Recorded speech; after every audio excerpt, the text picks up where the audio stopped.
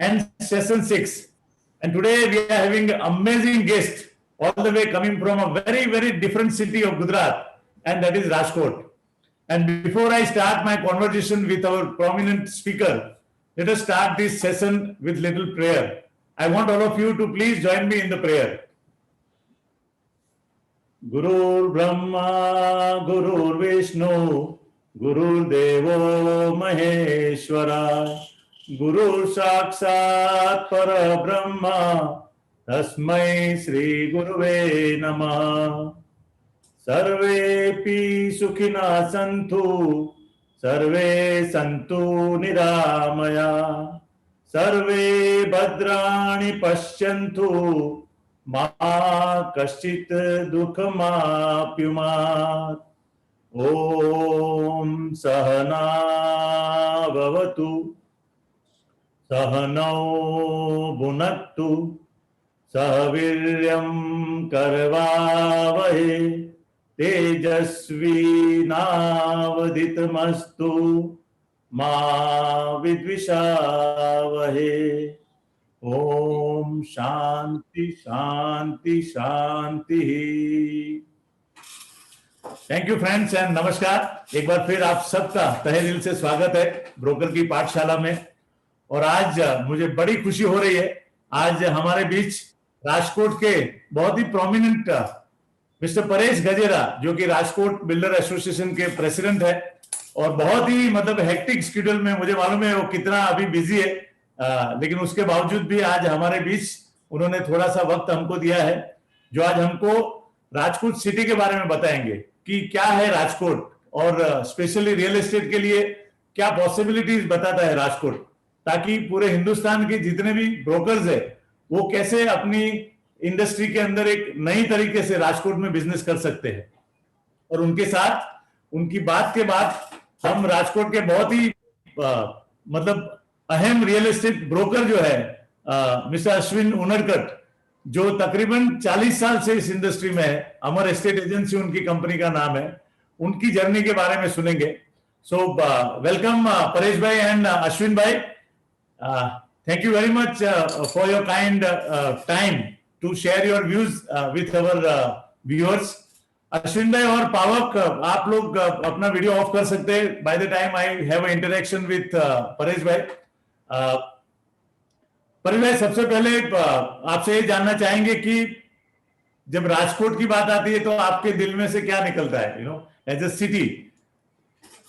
हमारे राजकोट में first of all तो good evening everyone and Vinod ji, हमारे राजकोट में पहले एक ही बात निकलती है, राजकोट है ना वो रंगीला शहर है। हमारे वर्षों से एक कहावत चली आ रही है, जो एंजॉय मुंबई में बैठ के आप लोग करते हैं वैसा ही एंजॉय हम राजकोट में बैठ के ही करते हैं। तो राजकोट में यहाँ पे रात होते ही सुबह होती है और आप राजकोट यहाँ पे अगर 2 बजे तक रेस्टोरेंट खुले हैं तो नाश्ता करने वाले लोग मिलेंगे। और यहाँ पे लारियां है, गल्ले है पान के, वो अगर 24 घंटे हम खुले रखेंगे तो 24 घंटे उसको कस्टमर मिलेंगे। तो राजकोट एकदम रंगीला है, यही पहले दिल से निकलता है। Very good, very good. And एकदम वो बोलते हैं ना, आपने एक वर्ड के अंदर सिटी को डिफाइन किया, बहुत कम लोग कर पाते, बट उससे एक मिजाज बनता है सिटी का। और हमारे हिंदुस्तान के अंदर ऐसे बहुत सारे छोटे छोटे टाउन है हिंदुस्तान में, जो जिसकी पर्सनालिटी रिफ्लेक्ट होती है एक वर्ड से, सो आपने बहुत अच्छी तरीके से डिफाइन किया राजकोट को। परेश भाई, आपका जन्म कहाँ हुआ? मतलब you are from Rajkot, born and bottom, या कहाँ से आप? जी, मैं राजकोट ही बोर्न एंड बॉटम हूँ। राजकोट में ही मेरा जन्म हुआ, मेरे फादर का भी जन्म राजकोट में ही हुआ। हम प्रॉपर राजकोट सिटी से ही बिलोंग करते हैं विनोद जी। मतलब आपने इतने साल से राजकोट में ही पले बड़े हुए, तो आप अगर हमको कुछ हमारे व्यूअर के साथ शेयर करें, क्योंकि रियल एस्टेट स्पेशली गुजरात में और स्पेशली छोटे 2 टायर 3 टायर सिटी में पिछले 20-25 साल से बहुत फास्ट ग्रोथ कर रहे हैं। तो आपको कैसा लगता है राजकोट, अगर 30-35 साल पहले मैं बात करूं, उस जमाने का रियल एस्टेट राजकोट का, आपने कभी सोचा था कि राजकोट की रियल एस्टेट इंडस्ट्री इतनी लेवल पे आज आएगी जितने आज आप देख रहे हैं?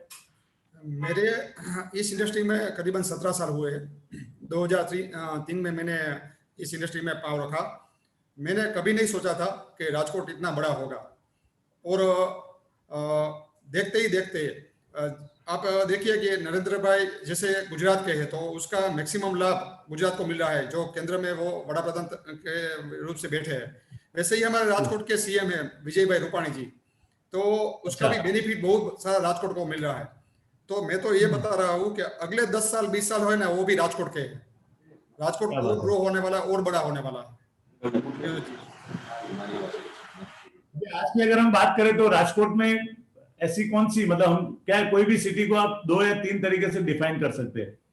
एक तो सिटी के अंदर इंडस्ट्री किस टाइप की है, मतलब ज्यादा लोगों को इकोनॉमिक जो डेवलपमेंट है वो कहाँ से आ रहा है, कोई कोई सिटी में इंडस्ट्री होता है, कहाँ आईटी पार्क है, कहाँ पे एजुकेशन हब है। तो एक तो राजकोट की एम्प्लॉयमेंट जनरेशन इंडस्ट्री कौन सी है, और दूसरा है कि एजुकेशन को लग के राजकोट कहाँ पे है, और तीसरा है कि राजकोट की जो लाइफस्टाइल है, वो तीनों को अगर आप कुछ थोड़े थोड़े शब्द में बताएं हमारे दर्शकों को तो। वैसे हमारे यहाँ बहुत बड़ी इंडस्ट्री नहीं है, लेकिन छोटी छोटी 10,000 से ज्यादा इंडस्ट्री है जो सालाना 50 करोड़ से 500 करोड़ का टर्नओवर करती है। हमारे क्या यहाँ बात है। कभी आप बोले ना कि शब्द बोलते ना मंदी, तो मंदी नहीं आती। हाँ। हमारे यहाँ अरे वाह। ऑलवेज तेजी होती है। राजकोट का रियल एस्टेट मार्केट है, उन्होंने इतना दिया है जितना किसी मार्केट ने नहीं दिया।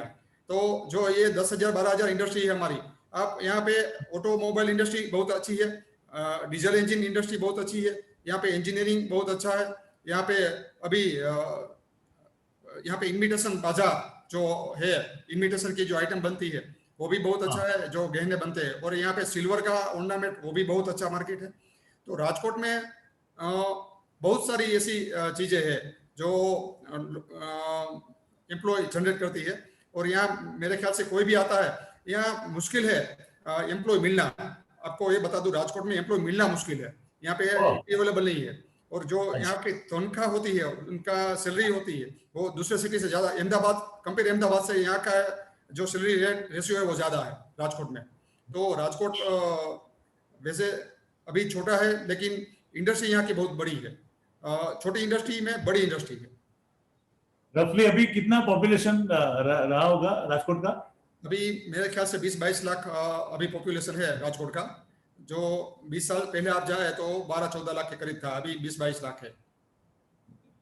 तो बहुत सारे मेरे ख्याल से सराउंडिंग के जो छोटे छोटे सेंटर होंगे, गांव होंगे, वहां से लोग राजकोट में आके अपना एजुकेशन, बिजनेस, सब चीज सेटअप करते होंगे मेरे ख्याल से। जी, राजकोट है ना, वो सौराष्ट्र का कैपिटल है, और सौराष्ट्र है ना उसमें 2 करोड़ की पॉपुलेशन है। तो जी जी। यहाँ जो पास में जितने भी जिले हैं, टोटल हाँ। 7 जिले हैं, जामनगर, जूनागढ़, अमरेली, भावनगर, सभी डिस्ट्रिक्ट है। तो सभी डिस्ट्रिक्ट से लोग यहाँ पे एजुकेशन के लिए आते हैं और बिजनेस के लिए आते हैं।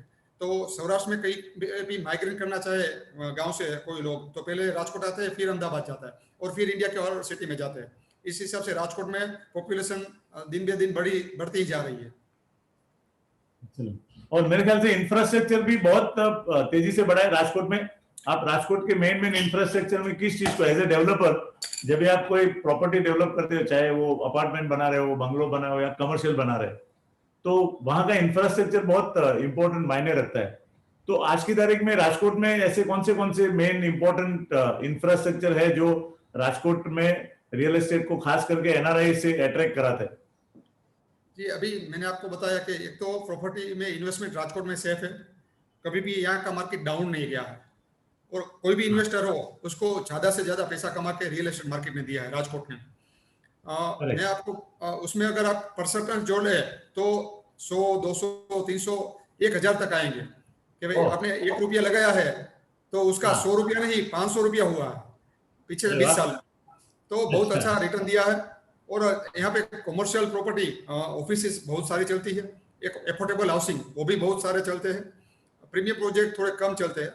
और जो वीकेंड है तो वीकेंड भी बहुत ज्यादा हो गए और वो भी चल रहे हैं, क्योंकि लोग यहाँ पे, मैंने बताया हमको शौकीन है लोग, पैसा, हाँ पैसा देते हैं लोग। और यहाँ का कंस्ट्रक्शन जो क्वालिटी है राजकोट का, वो हाँ। पूरे इंडिया में फेमस है। यहाँ जैसा क्वालिटी मेरे ख्याल से पूरे इंडिया में कहीं कंस्ट्रक्शन जो क्वालिटी है वो नहीं होगा। तो नहीं लोग नहीं, काम देख के देते हैं। आप एकदम सही है। मेरा 2 विजिट हुआ है राजकोट में, हमारे एसोसिएशन ने इनवाइट किया था मुझे ट्रेनिंग के लिए, जी और दोनों बार मैं कुछ प्रोजेक्ट्स भी मैंने विजिट किए हैं। और कोई कोई प्रोजेक्ट में मैंने देखा बहुत एम्बिशियस प्रोजेक्ट है, मतलब 3,000, 4,000, 5,000 फुट के फ्लैट राजकोट में मैंने देखे विथ जैसे हमारे वेस्टर्न सबब में इस तरीके का कोई प्रोजेक्ट नहीं है, वो टाइप की एम्यूनिटीज मैंने राजकोट में देखी। ऑफिस कॉन्ट्रैक्टर आर्किटेक्ट है वहां पे, तो मैंने देखा कि राजकोट के लोगों के अंदर एक जुस्सा बहुत है, जोश बहुत है। उनको लगता है कि बॉम्बे में अगर कोई चीज नहीं आई है तो वो दूसरी एक हफ्ते 10 दिन के अंदर, एक महीने के अंदर सबसे पहले गुजरात में अगर आनी चाहिए तो राजकोट में आनी चाहिए। ऐसा एक मुझे लगता है। सही, आपकी एक बात विनोद जी एकदम सही बात है। मैंने बताया ना, यहाँ के शौकीन लोग हैं तो कुछ नया नया ट्राई करना चाहते हैं। तो अभी बिल्डर भी यंगस्टर बहुत आ गए हैं हमारे एसोसिएशन में। 100 से ऊपर यंगस्टर बिल्डर है जो 40 साल के नीचे है। तो सिटी को क्या नया मिले टेक्नोलॉजी के माध्यम से, फ्लैट हो, कमर्शियल प्रॉपर्टी हो। तो पुणे का एक कार पार्किंग का एक प्रोजेक्ट है, तो वो हमारे एक बिल्डर ने अप्लाई किया है। फिर ये हमारे सब बिल्डर है ना, वो इंडिया के बाहर भी इतना हमारा टेक्निकल टूर हम लोग करते हैं बिल्डर एसोसिएशन में। तो लाइटिंग वाला प्रोजेक्ट है, बिल्डिंग में मैक्सिमम लाइटिंग कैसे हो। जो हम रोड जाते हैं तो पूरा जो सिटी है वो लाइटिंग से चमकता रहता है। तो राजकोट में भी ये भी अभी चल रहा है कि पूरा सिटी राजकोट का नाइट होते ही कैसा चमके लाइटिंग से। तो नया नया कुछ देने की इच्छा रखते हैं हमारे बिल्डर, और शौकीन भी है, पूरा डीप में जाते हैं और प्रोजेक्ट में कुछ नया करते हैं। Very good. तो ये जो आपका बिल्डर का एसोसिएशन है वो कितने साल से आप चला रहे हैं, मतलब कितने मेंबर है उसमें? मेंबर 450 से ज्यादा है राजकोट बिल्डर एसोसिएशन में। और मेरे ख्याल से 30 साल हो गए इस एसोसिएशन को। 30 साल पहले एसोसिएशन बना होगा ये। ये बहुत अच्छी बात है, एक सिटी के लिए भी बहुत अच्छी बात है। बिकॉज आप अगर 30 साल से आपने एसोसिएशन बनाया तो मतलब आपके मन में, सारे डेवलपर के मन में था कि भी हम कुछ अच्छा और ऑर्गेनाइज वे में हमारे सिटी को बनाए।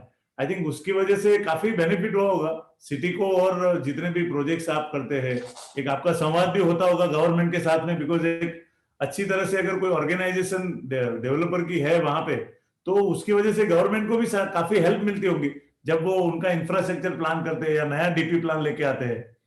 तो it's a very good sign I think. जी डेफिनेटली। प्रेसिडेंट के रूप में मेरा नंबर 5वां है राजकोट बिल्डर एसोसिएशन में। मेरे आगे 4 प्रेसिडेंट रह चुके हैं जिन्होंने खूब अच्छा काम किया है। यहाँ पे पहले वजूभाई वाला थे जो फाइनेंस मिनिस्टर थे, वो राजकोट का ख्याल रखते थे। अभी विजय भाई रूपाणी जी है। तो मैं केडे गुजरात, पूरे गुजरात बिल्डर एसोसिएशन का भी प्रेसिडेंट 2 साल तक रह चुका हूँ। तो जो जीडीसीआर है हमारे रियल एस्टेट के जो नॉर्म्स है वो बहुत अच्छी तरह से हमारे सीएम साहब ने सुने, और इस इंडस्ट्री को कम से कम दिक्कत हो, कम से कम प्रॉब्लम हो, ऐसे वो जीडीसीआर में फेरफार करके उसने वो लॉ बनाया है। ये जो कोविड जब हुआ और लॉकडाउन आया, तो किस प्रकार से चैलेंजेस आपने राजकोट में देखी या गुजरात में देखी, और उसमें से बाहर निकलने के लिए आपके एसोसिएशन ने क्या किया, या गवर्नमेंट कुछ नए नॉर्म्स, उन्होंने कुछ एग्जेम्पशन दिए गए इंडस्ट्री को? कोविड में मैं सिर्फ 3 दिन तक घर पर रहा। चौथे दिन कलेक्टर श्री का मुझे फोन आया कि जो अपने बांधकाम साइट के मजदूर है वो चल के निकल पड़े अपने गाँव जाने के लिए। टीवी में भी दिखा रहे थे। तो हम लोग गए, उनसे पूछा कि क्या भाई क्यों दिक्कत है, क्यों जा रहे हो? तो बोले खाना नहीं है साहब, बिल्डर भी नहीं आ गया है तो पैसा भी नहीं होगा। हमने बोला आप वहाँ पे जाओ बिल्डर की साइड पे, हम आपकी व्यवस्था पूरी कर देंगे, पूरा ख्याल रखेंगे। तो राजकोट बिल्डर एसोसिएशन ने राशन किट का जो वितरण है वो हमने स्टार्ट किया, और 30,000 से ज्यादा किट है हमने 25 दिन में हमने उसको वहाँ पे जहाँ पे वो रहते थे वहाँ पे जाके उसको वितरण किया। 1,67,00,000 रुपए की रकम हमने सीएम रिलीफ फंड में, इस आपदा को निपटने के लिए सीएम रिलीफ फंड सीएम साहब ने एक अपील की थी। तो 1,67,00,000 जैसी रकम राजकोट बिल्डर एसोसिएशन ने उसमें जमा की। यहाँ से मजदूरों को जाने के लिए 2 ट्रेन हमने स्पॉन्सर की, जो अपने वतन में उड़ीसा या यूपी जो मजदूर जा रहे थे। कलेक्टर तंत्र के साथ और गवर्नमेंट के साथ रह के जितनी भी यहाँ पे हमने हेल्प उनको चाहिए थी वो सब राजकोट बिल्डर एसोसिएशन ने साथ में रखे इस कोरोना की महामारी में। क्या बात है।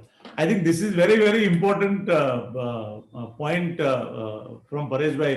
हम लोग परेश भाई सुनते हैं ज्यादा करके, हमारी जो इंडस्ट्री है, रियल एस्टेट इंडस्ट्री, चाहे बिल्डर हो या ब्रोकर हो, वो आम जनता में, मतलब कम्युनिटी में कोई अच्छी तरह से वो लोग देखते नहीं। उनको ऐसा लगता है कि ये लोग ढंग का काम नहीं करते, बट जब एक ऑर्गेनाइजेशन होने के बाद जब उनको ये पता चलेगा कि आपके एसोसिएशन ने ऐसे वक्त में गवर्नमेंट के साथ कंधे से कंधा मिला के कितना अच्छा काम किया है। और आई थिंक ये सारी चीजें एक ऑर्गेनाइजेशन होने से बहुत अच्छी तरह से हो सकती है। इंडिविजुअली कोई आदमी इतना अच्छी तरह से नहीं करता मेरे ख्याल से. So I think it's an amazing program you have done. सो अभी जैसे महाराष्ट्र में हमने देखा कि डेवलपर जो क्रेडाई था, यहाँ पे नरेन को भी एक ऑर्गेनाइजेशन है, हमारे रियल एस्टेट एजेंट एसोसिएशन के जितने ऑर्गेनाइजेशन है, दीपक पारेख से लेके सारे लोगों को, क्रेडाई नेशनल ने भी बहुत सारे वेबिनार किए थे.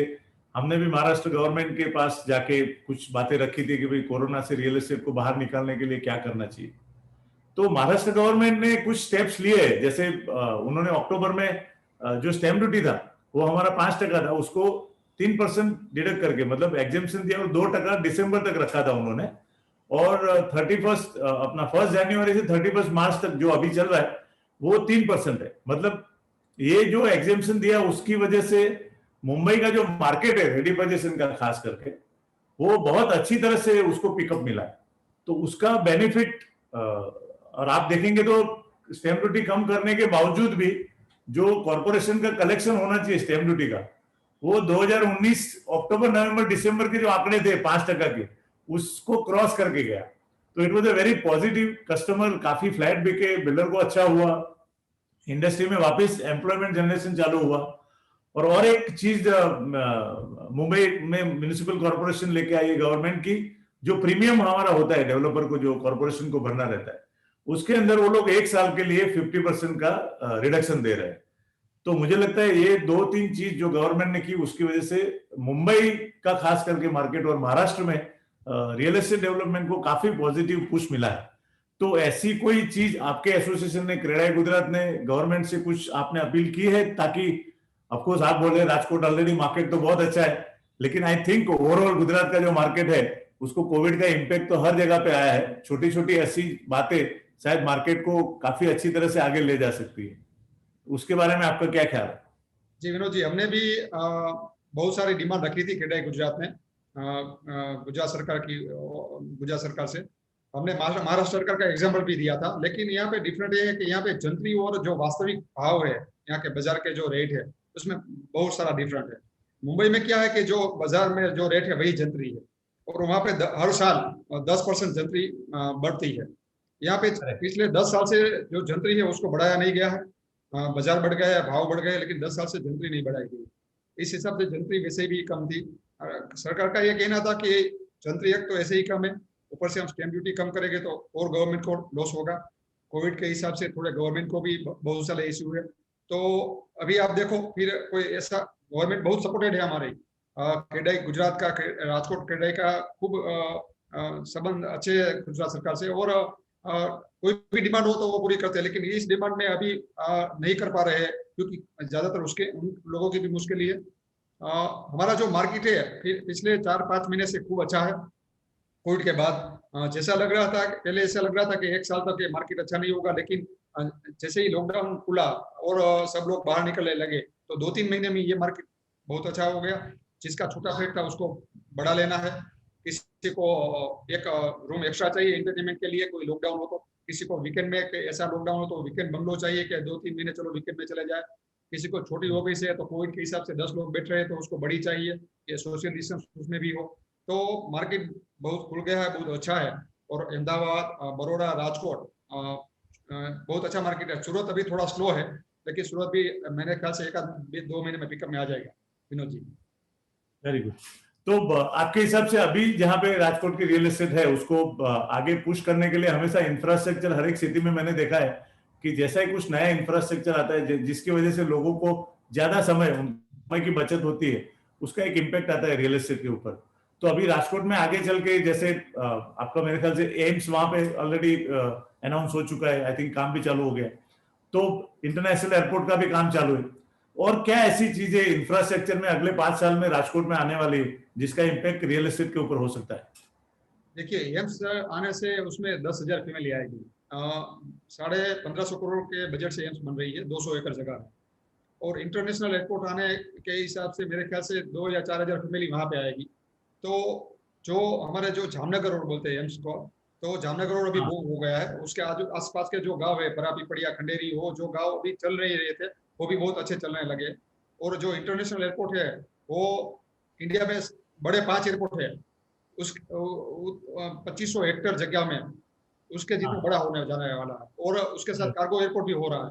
तो बहुत बड़ा बेनिफिट इस दोनों चीजों आने से राजकोट को हो रहा है। और इसके आगे दो बड़ी इंडस्ट्री भी आ रही है यहाँ पे, जो अमूल है वो भी आ रही है। और दो तीन बड़ी इंडस्ट्री ने गवर्नमेंट को किया है कि आप सौराष्ट्र में जाओ, राजकोट में जाओ। तो आगे वो भी बहुत बेनिफिट इंडस्ट्री हमको करने वाली है। तो मैंने आपको पहले भी बताया कि सीएम साहब राजकोट के हैं, सौराष्ट्र के हैं। तो जितना भी मैक्सिमम हो सकता है, राजकोट से अहमदाबाद का 6 लेन रोड अभी बन रहा है। राजकोट से एक स्पेशल ट्रेन अहमदाबाद की उनको दी गई है, क्योंकि अहमदाबाद का हमारा बहुत कनेक्शन रहता है। तो जो ट्रांसपोर्टेशन अहमदाबाद का जितना भी फास्ट हो वो सबके लिए अच्छा है। तो राजकोट में जब तक मैं सीएम साहब ने जितने भी प्रोजेक्ट किए हैं अभी तक, अभी कितने सारे ब्रिज बन रहे हैं, अंडर ब्रिज बन रहे हैं, ओवर ब्रिज बन रहे हैं, और दूसरे रिंग रोड का काम भी तेजी से चल रहा है। एक 300 फीट का रोड एम्स जाने के लिए स्पेशल बन रहा है। तो बहुत सारे यहाँ पे ऑप्शन है अभी लैंड में इन्वेस्ट करने के लिए, और यहाँ का मार्केट अगले 10 साल तक बूम होने वाला है। विनोद जी, क्या बात है, बहुत अच्छे सर। परेश भाई, thank you for your sharing your thoughts. बहुत अच्छी अच्छी बातें आपने राजकोट सिटी के बारे में बताई, और जो इंफ्रास्ट्रक्चर और रियल एस्टेट इंडस्ट्री के बारे में। फाइनल दो क्वेश्चन है। आप जैसे आपने कहा कि आप 17 साल से इंडस्ट्री में है, तो रियल एस्टेट ब्रोकर, आपका रिलेशन तो हमारे रियल एस्टेट एजेंट जो एसोसिएशन है राजकोट के, उसके साथ में काफी गहरा है। और आपने पिछले 17 साल में ब्रोकर्स को कितना बदलते हुए देखा है, स्पेशली इन राजकोट, और आपके हिसाब से ब्रोकर का रोल कितना अहम है इस पूरी इंडस्ट्री के अंदर, आप बताइए। मैं ये समझता हूँ कि जो बिल्डर के हाथ होते हैं ना, वो ब्रोकर होते हैं। क्योंकि राजकोट में जितना ब्रोकर काम करते हैं, हम लोग ऑफिस में बैठते हैं और पूरा ब्रोकर कस्टमर को लेके आते हैं, कस्टमर को कन्विंस कराते हैं, यहाँ पे आप फ्लैट लीजिए, यहाँ पे आप ऑफिस लीजिए, यहाँ पे आप प्लॉट लीजिए। उसका बेनिफिट भी ब्रोकर ही समझाते हैं, जितना हम नहीं समझा पाएंगे।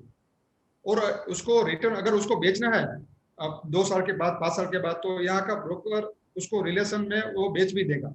और अच्छे तो मैंने यहाँ पे ब्रोकर को खूब बदलते देखा है।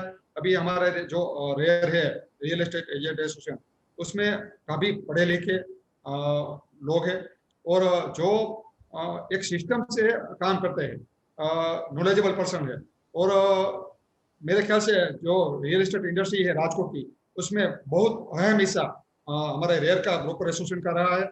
और आगे भी यहाँ राजकोट का इन्वेस्टर हो, गुजरात का हो या फॉरेन का हो, हमको सिर्फ यहाँ पे रेयर को बुला के कहना है कि सिर्फ मुझे ये प्रोजेक्ट करना है, और ये प्रोजेक्ट मुझे 2 साल में पूरा करना है, 1 साल में पूरा करना है, फिर मैं टेंशन मुक्त हो जाता हूँ। ये सब हमारे जो दोस्त लोग हैं वो पूरा टेंशन लेके मेरा प्रोजेक्ट, मैंने बोला वो उससे भी कम टाइम में ये सेलिंग पॉइंट ऑफ व्यू, बाकी पॉइंट ऑफ व्यू मुझे कंप्लीट करके देते हैं। तो बहुत बड़ा अहम रोल है, मानते हैं सारे बिल्डर, मानते हैं राजकोट के यहाँ पे जो ब्रोकर है उसके एक हमारा बिल्डर एसोसिएशन और रेयर, और दोनों बहुत अच्छा रिलेशन में वर्षों से, बहुत अच्छे रिलेशन में, और आगे जाके भी वो रिलेशन ऐसे बरकरार रहेगा विनोद जी। और बहुत अच्छा सब ब्रोकर जो फ्रेंड्स है वो अपना पोर्टफोलियो मेंटेन करते हैं Vinod ji. Excellent, thank you very much. और यही हमारी कोशिश है, जैसे आपका एसोसिएशन, ऐसा हमारा नेशनल जो अम्ब्रेला है, जैसा आपका क्रेडा इंडिया है, we have a national association of realtors India, जो हर एक सिटी में ज्यादा करके सिटी एसोसिएशन वहां के जो लोकल चैप्टर है क्रेडा के, उनके साथ मिलके कोलैबोरेशन में हम बहुत अच्छी तरह से कस्टमर को भी सर्व कर सकते हैं। So thank you very much Paresh भाई फॉर योर टाइम। आपने हमें बहुत अच्छी तरह से राजकोट से वाकिफ कराया, उसके लिए on behalf of all the viewers and team of my broker की पाठशाला, we would like to present a small token of appreciation, a certificate. Please accept it. Thank you Vinod ji. मुझे तो थैंक यू तो मुझे आपको कहना चाहिए, मुझे ये अपॉर्चुनिटी देने के लिए। इतने सारे दोस्तों के पूरे इंडिया में जो मुझे अभी देख रहे हैं, मेरी बात सुन रहे हैं, मेरे ख्याल से मेरे रियल एस्टेट सभी भाइयों को इससे बहुत सारा बेनिफिट होने वाला है। पूरे इंडिया से सारे ब्रोकर यहाँ पे कांटेक्ट करने वाले। तो अश्विन जी आपका भी शुक्रिया मैं अदा करता हूँ, और विनोद जी आपका भी शुक्रिया अदा करता हूँ। और Before you know, I want to read this certificate. Broker की पाठशाला and initiative by Square Feet Foundation. Certificate of appreciation to express our gratitude to Mr. Paresh Gajera, President of Rajkot Builders Association, for his gracious presence and significant contribution in making Broker ki Pathshala a great success. Pareshbhai, હમારા I am associated with Rotary, તમારા રાજકોટમાં પણ ઘણા રોટરીના club છે. So we are doing one project of Annapurna where we give food to underprivileged children. So because of your presence, Broker Ki Pathshala would like to donate 100 meals to underprivileged students as a memory of your presence in Broker Ki Pathshala. So we are pleased to sponsor 100 meals under Annapurna project by Rotary Club of Mumbai, Daisar, which will provide food for underprivileged. Definitely Vinod ji, आप जैसे बोल रहे हैं वैसे मैं आज sponsor करता हूँ और बहुत अच्छा काम कर रही है रोटरी। मेरे भी यहाँ पे 2-3 रोटरी के क्लब है और मेरा बिल्डर भी मित्र है जो उसमें वो रोटरी में मेंबर है, तो मैं आज ये स्पॉन्सर करता हूँ जी विनोद जी। सर, ये हम लोग कर रहे हैं आपकी प्रेजेंस के लिए। It is from, thank you very much for being there is, and please accept this certificate. And हम वापस में राजकोट आऊंगा तभी जरूर हम पर्सनली मिलेंगे सर। जी। Thank you very much, friends. Let us connect and invite our dear friend, Mr. Ashwin Unadkat.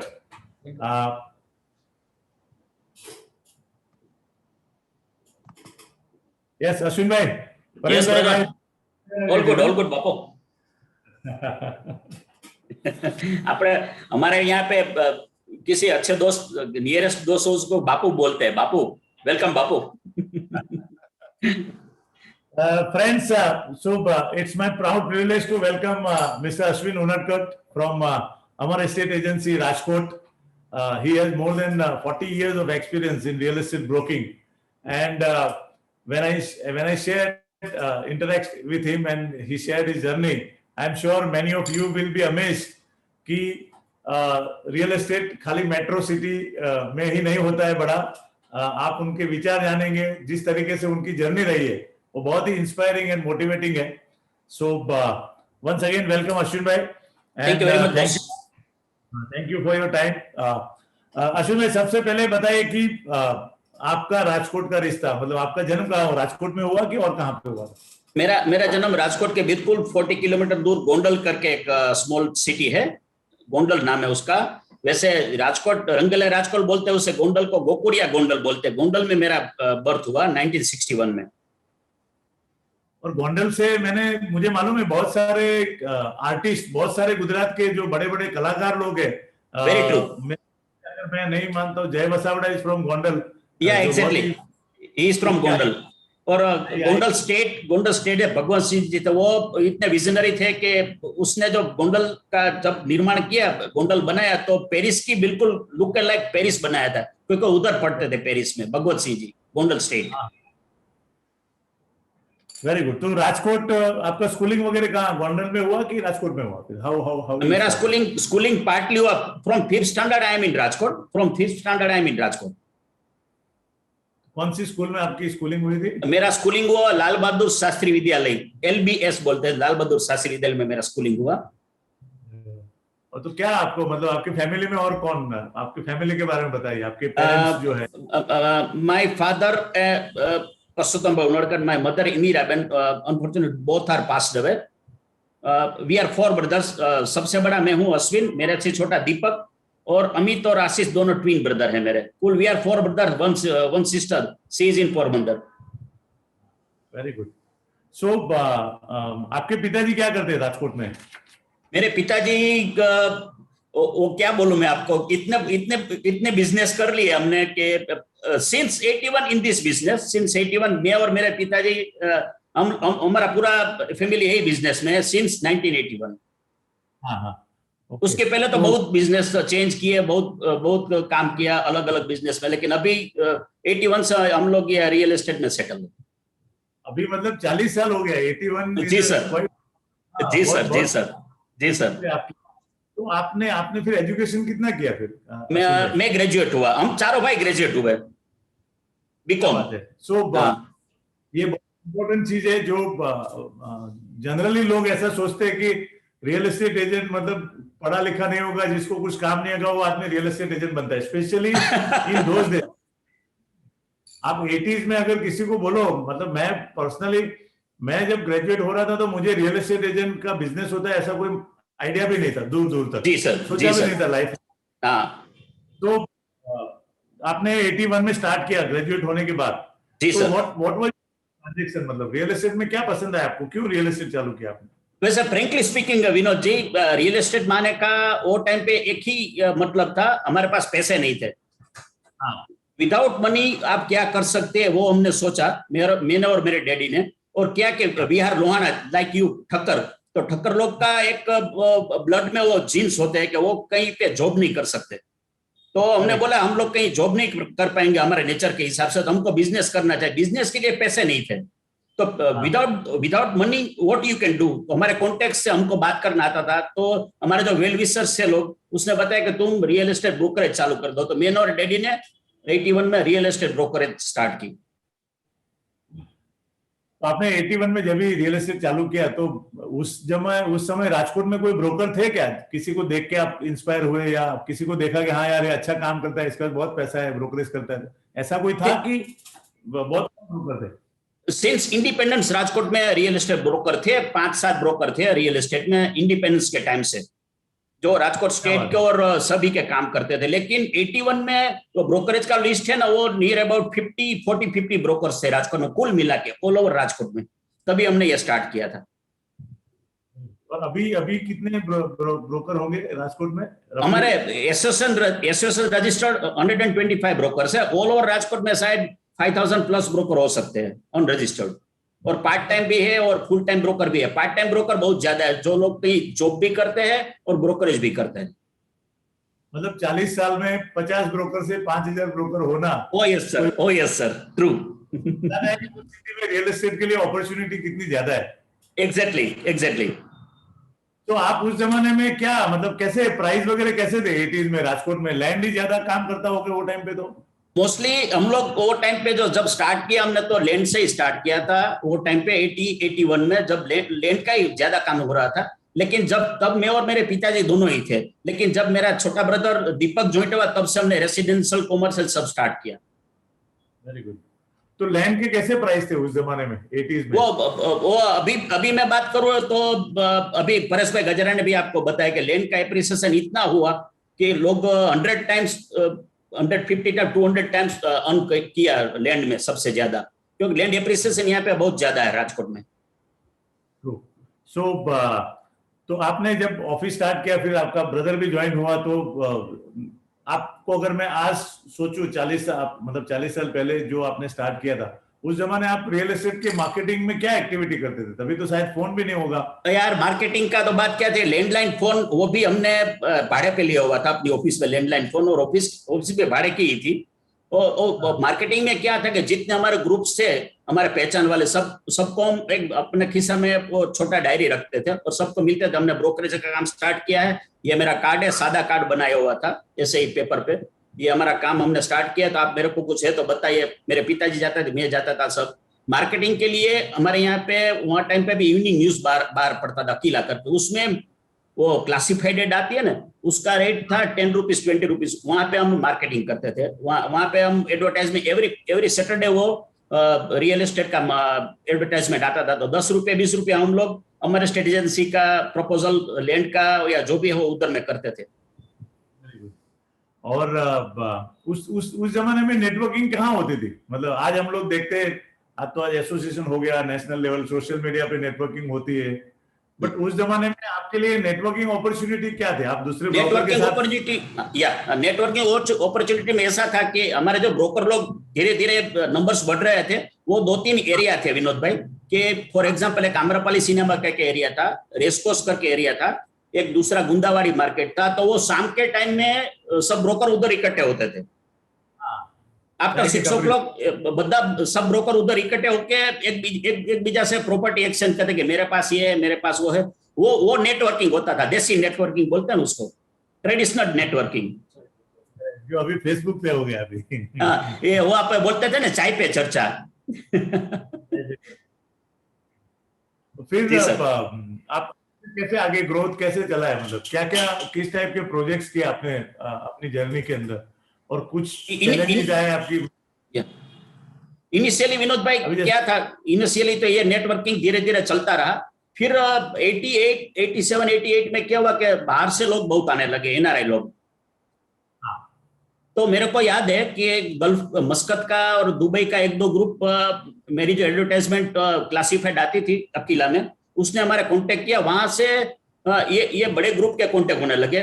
फिर मुंबई के और मुंबई कलकत्ता के हमारे बहुत बड़े ग्रुप बन गए, तो उसमें काम होने लगा। फिर हमने क्या किया था सर कि तलाटी का जो रिकॉर्ड होता है ना विलेज का, वहां पे हम लोग एड्रेस निकाल के लाते थे। मुंबई वाले का प्लॉट हो, कलकत्ता वाले का प्लॉट हो, तो क्या है कि वहां एड्रेस पे हम पोस्ट कार्ड लिखते थे। वो 10 पीस का पोस्ट कार्ड आता ना, वो लिखते थे और बोलते थे आपका इधर राजकोट में प्लॉट है, आपको बेचना है तो you can contact us. Same हमने क्या किया, तो मैं मुंबई का और वो साइड संभालता। मेरा ब्रदर दीपक है, वो कलकत्ता वेस्ट बंगाल साइड का, राजकोट में पहले से बहुत पुराना इन्वेस्टमेंट था, तो वो पोस्ट कार्ड लिख के हम लोग कॉन्टेक्ट करते, वो लोग हमारा कॉन्टेक्ट करते थे। फिर हम लोग मुंबई कलकत्ता वहां से सब प्लॉटिंग का और प्रपोजल लेके उसका लेबेज करते थे सर। आपने बहुत सारे एनआरआई को टारगेट किया है, मतलब एनआरआई को अगर कुछ राजकोट में चाहिए तो सबसे पहला नाम अश्विन उन्नटगत का आता है। Thank you very much sir. Yeah इसमें कैसे किया आपने, मतलब how did you do that? Since 88 Vinod ji, पहली मेरी ट्रिप मस्कत ओमान हुई थी। वो टाइम पे भी हमने आइडिया, यहाँ पे सब देखते रहते थे, तो मैंने पूछा कि ऐसा कुछ वहां पे जाके हम ना बोल के कुछ एक्सप्लेन नहीं कर पाएंगे हम लोग। तो हमने पहली दफे 88 में गल्फ में जब मैं गया, तो वीडियो शूटिंग पूरा राजकोट का, पहले राजकोट का 5 मिनट में व्हाट इज राजकोट, कि महात्मा गांधी इधर पढ़ते थे, राजकोट का रेलवे स्टेशन, राजकोट का एयरपोर्ट, राजकोट के जो रेसकोर्स एरिया, और वो सभी का एरियल शूटिंग किया था वो टाइम पे 88 में। फिर हमने फोटोग्राफ्स और वो सब निकाल के ये जो पहला 5 मिनट का वो, फिर बाद में राजकोट की जो भी रेसिडेंशियल प्लॉटिंग का प्रपोजल था, रेसिडेंशियल बंगलोज, रेसिडेंशियल फ्लैट भी बनते थे वो टाइम पे, उसका पूरा प्रपोजल, बाहर से शूटिंग एलिवेशन का, अंदर से फैसिलिटी का, और साथ और बैकअप में ब्रोचर सब साथ में लेके उधर 88 से चालू किया था गल्फ में जाने का। फिर गल्फ से एक्सटेंड करके हमने ईस्ट अफ्रीका में अपने कॉन्टेक्ट बहुत बड़े बनाए। गल्फ में Muscat, Dubai, Abu Dhabi, Sharjah, Bahrain, सभी जगह पे हमारे कॉन्टेक्ट थे। फिर ईस्ट अफ्रीका में केन्या, युगांडा, तांजानिया, ये कारवा बनता ही गया आगे। और सिंस 88 हमने पीछे मुड़ के नहीं देखा है। तो उसका मतलब ये हो गया कि रियल एस्टेट ब्रोकर को अगर सक्सेसफुल होना है तो he should be a very good traveller, तो बाहर निकलना पड़ेगा अपना। ट्रैवलर तो बनना ही पड़ेगा, और साथ में अपना मुंह खोलना पड़ेगा, बोलना आना चाहिए आपको। आपको बात करनी चाहिए, सामने वाला जो आदमी है उसको आपको पहचान लेना। अभी इतने टाइम से ये बिजनेस में आ गए, तो हमारी आंख में स्कैनर आ गया है सर। सामने वाला अगर 5 मिनट भी हमारे सामने बैठ गया तो हम उसको पहचान लेंगे उसका क्या होने वाला है करके। Very good, excellent. I think ये सबसे बड़ी चीज है, और इसकी वजह से जब आप खुद वहां पे जाते हो तो एक ट्रस्ट पैदा होता है, एक बिल्डिंग रिलेशनशिप होती है मेरे ख्याल से। एग्जैक्टली। इसकी वजह से लोग आपके ऊपर इतना, और आज अभी टेक्नोलॉजी, जब आप बात कर रहे हैं 88-90 की, तभी कोई इतनी टेक्नोलॉजी नहीं, तो पूरा काम भरोसे के ऊपर ही हो रहा था। जी सर। क्योंकि वहां से इतना जल्दी आके कोई जगह देख फाइनलाइज करना, आई थिंक ब्रोकर का रोल बहुत ज्यादा, आपने इंपॉर्टेंट रोल इसके अंदर। विनोद जी, ऐसा होता था कि अगर मस्कत गया, दुबई गया, अबू धाबी गया, शारजा गया या ईस्ट अफ्रीका कहीं भी गया, तो वहां के हमारे जो गुजराती लोग हैं ना, वो अब हमको होटल में ठहरने नहीं देते, उसके घर पे ठहरते थे, और वो 5 लोग का कनेक्शन हमको करवाते थे, और विथ गारंटी कि अश्विन भाई हमारा काम करते हैं, उसका गारंटी हमारा है, आप उसके साथ देना जो भी वो काम कर लो उसके साथ। तो लोग इतने कोऑपरेटिव है बाहर के एनआरआई लोग, हमारे जो रेसिडेंट इंडियन एनआरजी बोलेंगे हम लोग, नॉन रेसिडेंट गुजराती, इतने कोऑपरेटिव है कि we can not explain in the words. Very good. NRG, ये मतलब फर्स्ट टाइम सुना मैंने, NRG, non resident Gujarati. NRR आएगा, नॉन रेसिडेंशियल राजकोटी। या सो आप, ऐसा कोई इंसिडेंस है जो आपकी लाइफ में मतलब हमेशा याद रहेगा, जो इतने सारे आपने कंट्री में जाके काम किया, कोई ऐसा कोई स्पेसिफिक इंसिडेंट जो आपको याद आ रहा है कि यार मतलब दिस वाज अल्टीमेट, मतलब एक मोमेंट क्रिएट हो गया लाइफ में कि आप कभी उस चीज को नहीं भूलेंगे, ऐसा कोई एक्सपीरियंस? मैं इंसिडेंट बताता हूँ। मैं यूके सेकंड टाइम गया, फर्स्ट टाइम गया था, तभी क्या हुआ कि मैं जहाँ पे ठहरा था, हमारा गढ़वी फैमिली उधर में ठहरा था। फर्स्ट टाइम जब मैं गया, उसने स्पॉन्सर लेटर भेजा, मैंने वीजा लिया और मैं गया उधर। तो उसने बोला कि वहां पे आपको मालूम है कि छुट्टी लेना, काम पे छुट्टी लेना तो बहुत डिफिकल्ट होता है। तो उसने 1 वीक का छुट्टी मैंने लिया, मैं फर्स्ट टाइम गया था उसके घर पे। तो 3-4 दिन मैंने पूरा सर्वे किया, और अंडरग्राउंड ट्रेन वैसे मुंबई में आता था, मेरे को ये वो नेटवर्क उसका पूरा मालूम थे। मैंने बोला 4 दिन के बाद उसको बोला, मनोज भाई को बोला, मैं आप अपने जॉब पे लग जाओ, मैं इधर समझता हूँ सब कुछ। अभी मेरे को पूरा लंदन का मैप माइंड में आ गया, आप ऐसा मत करो कि अपना काम छोड़ के करो। तो वो बोले नहीं नहीं अश्विन, मेरे को तेरे साथ ही रहना है 1 वीक के लिए। वो हुआ तब के। और उसके बाद एक इंसिडेंट ऐसा हुआ कि मैंने गेट टुगेदर एक लंदन में रखा था, एक होटल में 100 आदमी के लिए, कि एक एरिया में कैंट करके एरिया है, उसमें मैंने 100 आदमी के लिए गेट टुगेदर रखा था। तो क्या हुआ कि वो होटल पे कुछ प्रॉब्लम हो गया और बारिश भी बहुत था। तो वो होटल वाला बोलता है हम वी कैन नॉट डू, हम आपको सिर्फ फूड सप्लाई कर देंगे, आप कहीं और अरेंजमेंट कर लो। तो मेरे दोस्त वो टाइम पे वहां पे, उसने अपने घर पे, उसका पूरा गार्डन था पीछे, तो उसमें पूरा एक 2 घंटे के अंदर लंदन में पूरा ऑर्गेनाइज कर दिया। और मेरा गेट टुगेदर का प्रोग्राम, मेरा प्रेजेंटेशन सब था उधर, तो उसने वहां पे करके दे दिया मेरे को। वो इंसिडेंट मेरे को अभी याद है। हम लोग यहाँ पे ये नहीं कर पाएंगे राजकोट में या अपने इंडिया में, गुजरात में, मुंबई में, वो उसने करके दिया। और पूरा उसका टीम लगा दिया उसके पीछे कि ये अश्विन का जो फंक्शन है वो बिगड़ना नहीं चाहिए। वो अभी मेरे को याद है sir. Very good, yeah. This is excellent. वो लंदन जैसे सिटी में। Yes, absolutely. Friends, those who are watching, if you have any question for Ashwin bhai, because it's a very interesting journey. आज मैं मेट्रो जैसी, बम्बई जैसी city में हूँ इतने साल से, मुझे कभी ऐसा आइडिया आया नहीं कि मैं फॉरेन में जाके ऐसे रोड शो करूँ और यहाँ की रियल एस्टेट जाके उधर बेचूं। मेट्रो के बहुत सारे ब्रोकरेज कंपनी ऐसा करते हैं, दुबई, लंदन, वहां पे जाके यूएस में रोड शो करते हैं। लेकिन राजकोट से उस जमाने में यहाँ से निकलना और काम करना, इट इज वेरी कमेंडेबल। और आपने वहां पे और भी कुछ सीख के आपके अपने प्रोफेशन के अंदर आपने सर्विस अपार्टमेंट स्टार्ट किया। बिकॉज मैं जब राजकोट आया आपके एसोसिएशन में, तो दोनों बार में आपने बहुत अच्छा बनाया अपने नेस्ट। तो कौन से साल में, तो आप बताएंगे उसके बारे में कुछ? वो हमने 15 इयर्स पहले बनाया, 2004-5 में बनाया हमने वो अपार्टमेंट। वो आइडिया विनोद जी ऐसे आ गया कि मैं जब ईस्ट अफ्रीका और वहां पे सब जाता था ना, तो कभी कभी मेरे को सर्विस अपार्टमेंट ठहरना का होता था। और हमारे लंदन के दोस्त और अफ्रीका के दोस्त वो एक ही बात बोला करते थे, यार तुम राजकोट में ऐसा कुछ बनाओ कि हम लोग आके महीना 2 महीना उधर ठहर सके, विद किचननेट, हम अपना रसोई बना सके। क्योंकि ऐसा कंसेप्ट गुजरात में कहीं भी नहीं था, not even in Ahmedabad also. तो हमने बोला कि चलो कुछ ऐसा बनाते हैं कि with kitchen, with all amenities and all utensils. तो हमने 8 अपार्टमेंट बनाए और फिर बिल्कुल वहां के टाइल से बनाए। और मैं बनाने के पहले मैं और मेरा छोटा ब्रदर दीपक मुंबई और सभी जगह, बेंगलोर सभी जगह घूम के पूरा आइडिया लिया। और लंदन का और अफ्रीका का जो सर्विस अपार्टमेंट था उसका पूरा शूटिंग करके मैं लाया था। उसके हिसाब से मैंने बनाया till it is working and it very successfully going on. नहीं, बहुत अच्छा है वो। मैं खुद वहां पे रुका हूँ 2 दिन। Thank you very much sir. जी सर। उसका जो टैगलाइन है ना नेस्ट का, तो नेस्ट हमारा सर्विस अपार्टमेंट का टैगलाइन ही ऐसा लिखा है, एड्रेस ऑफ कंफर्ट, आप रहो आराम से।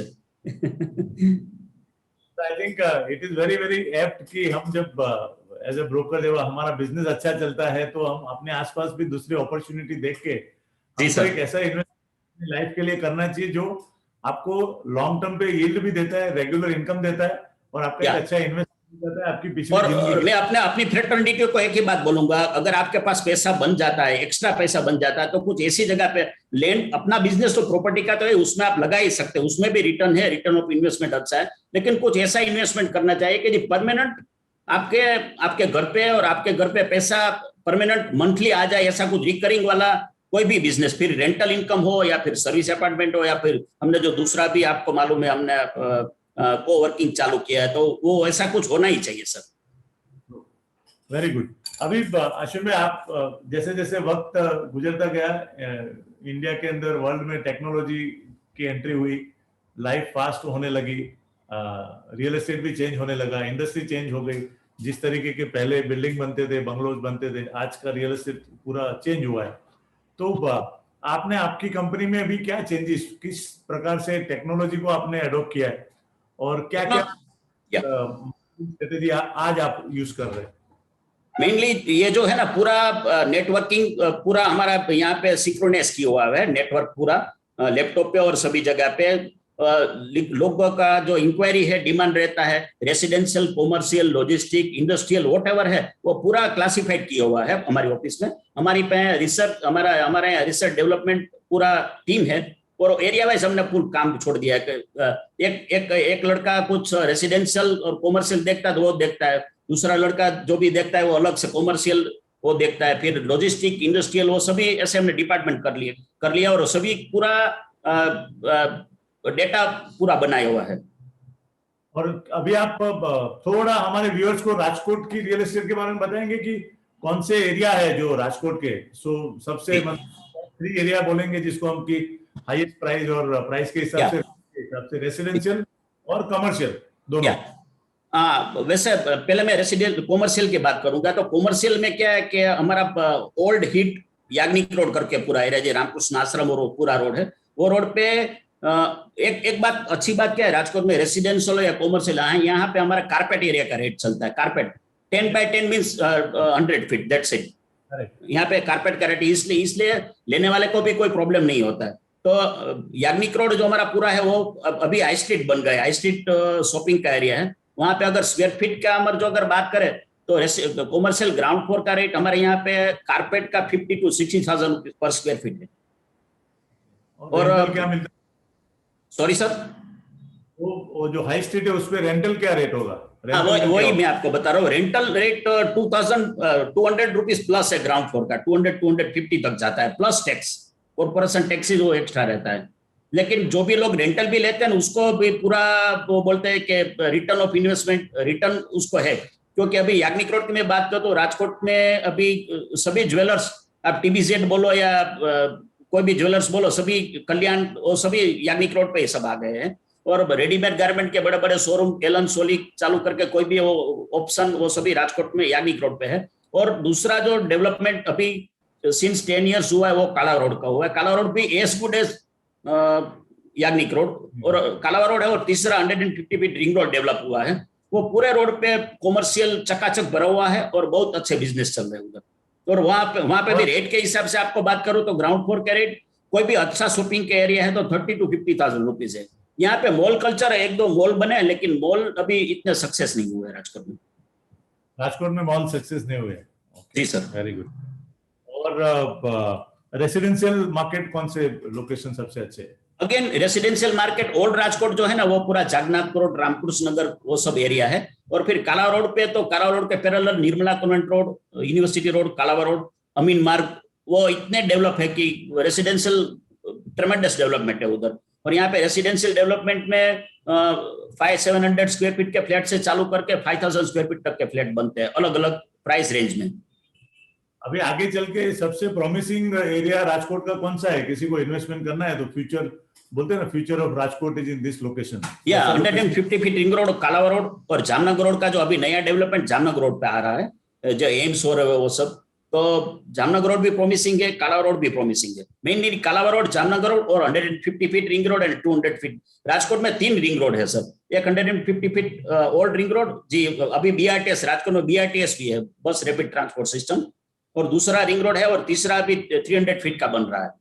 वो डायरेक्टली इंटरनेशनल एयरपोर्ट और एम्स को कनेक्ट करेगा सर, उसका काम भी चालू हो गया है।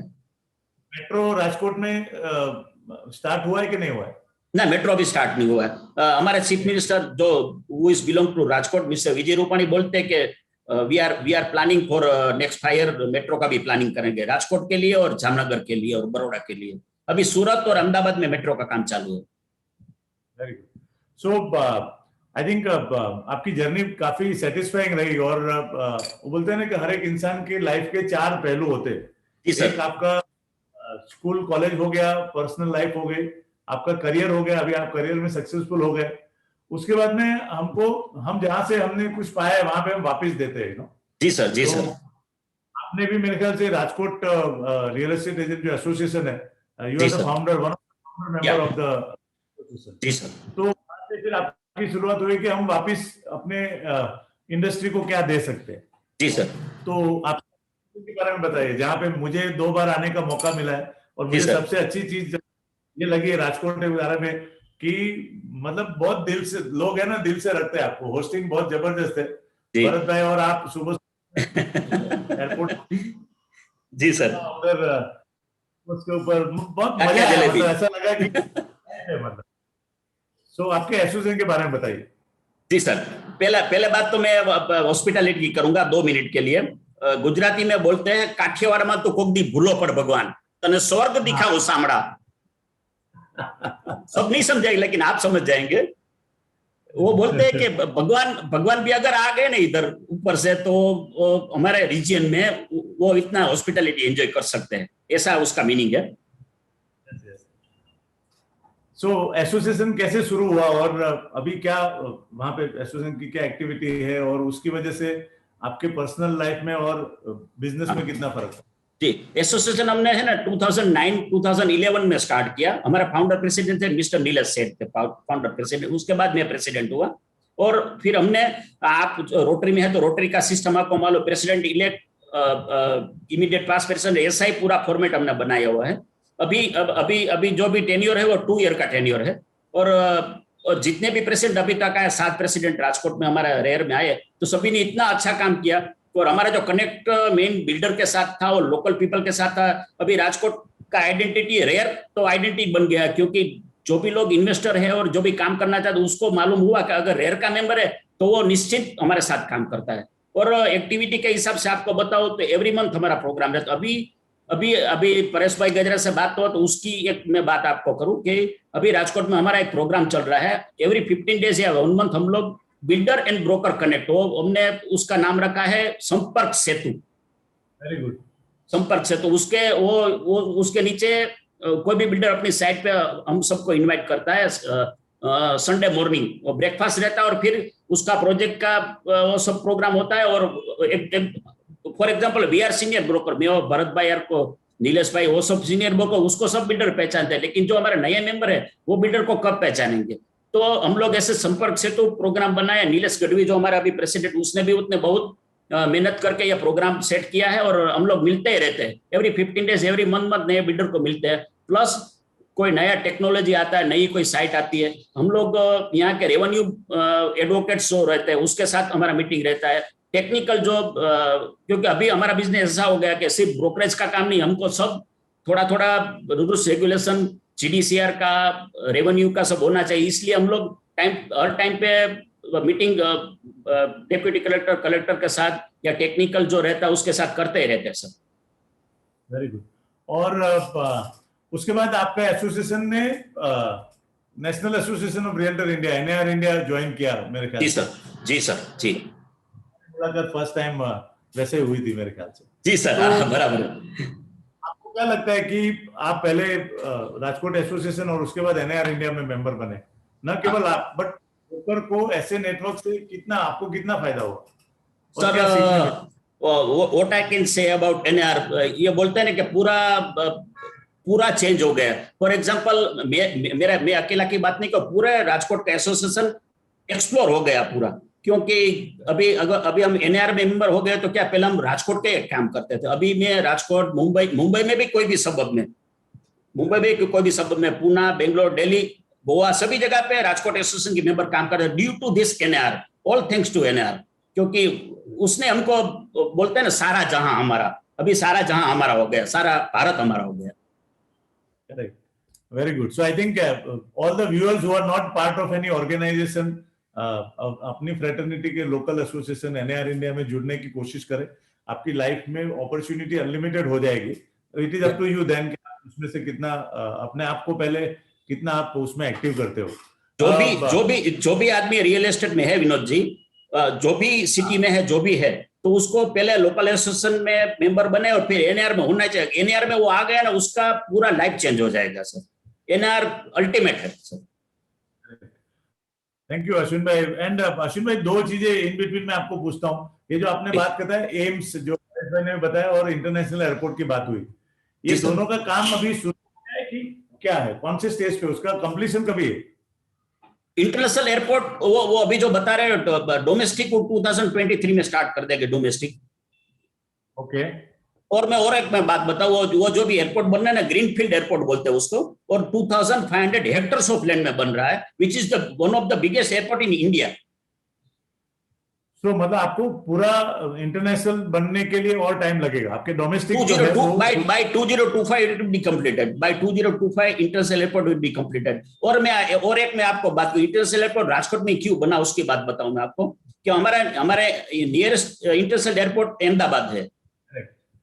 अभी अभी जो सर्वे हुआ उसमें पता चला कि अहमदाबाद एयरपोर्ट से जितने भी पैसेंजर है, out of 135% passenger are from Saurashtra, domestic international दोनों में। Correct. That's why they are preparing international airport in Rajkot. Research और डेटा एकदम पावरफुल रहा है। नहीं होना ही चाहिए ना सर, होना ही चाहिए ना। आपके फ्रेंड बने तो आप इतना डेटा रखते, हमको भी रखना चाहिए ना। और एक मैं बताऊं, डेटा के हिसाब में राम प्रसाद पाधी जी को मैं याद करूंगा ये टाइम पे। इज सो एडवांस, उसके तरफ से भी हमको बहुत यूनिवर्सिटी वो सब मिलते रहते हैं कि भाई ऐसा करो, आप ऐसा करो, ऐसा करो। जी sir. Correct. Excellent.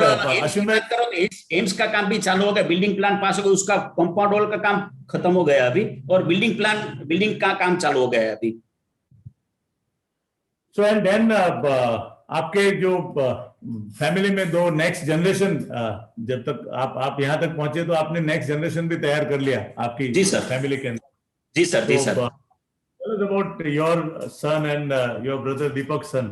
And then we will invite... वो दीपक का सन पावक, वो अलग चीज का, बिल्कुल अलग ही आदमी है, अलग वो कुछ मालूम नहीं है, लेकिन ही इज जीनियस। पावक ने क्या कि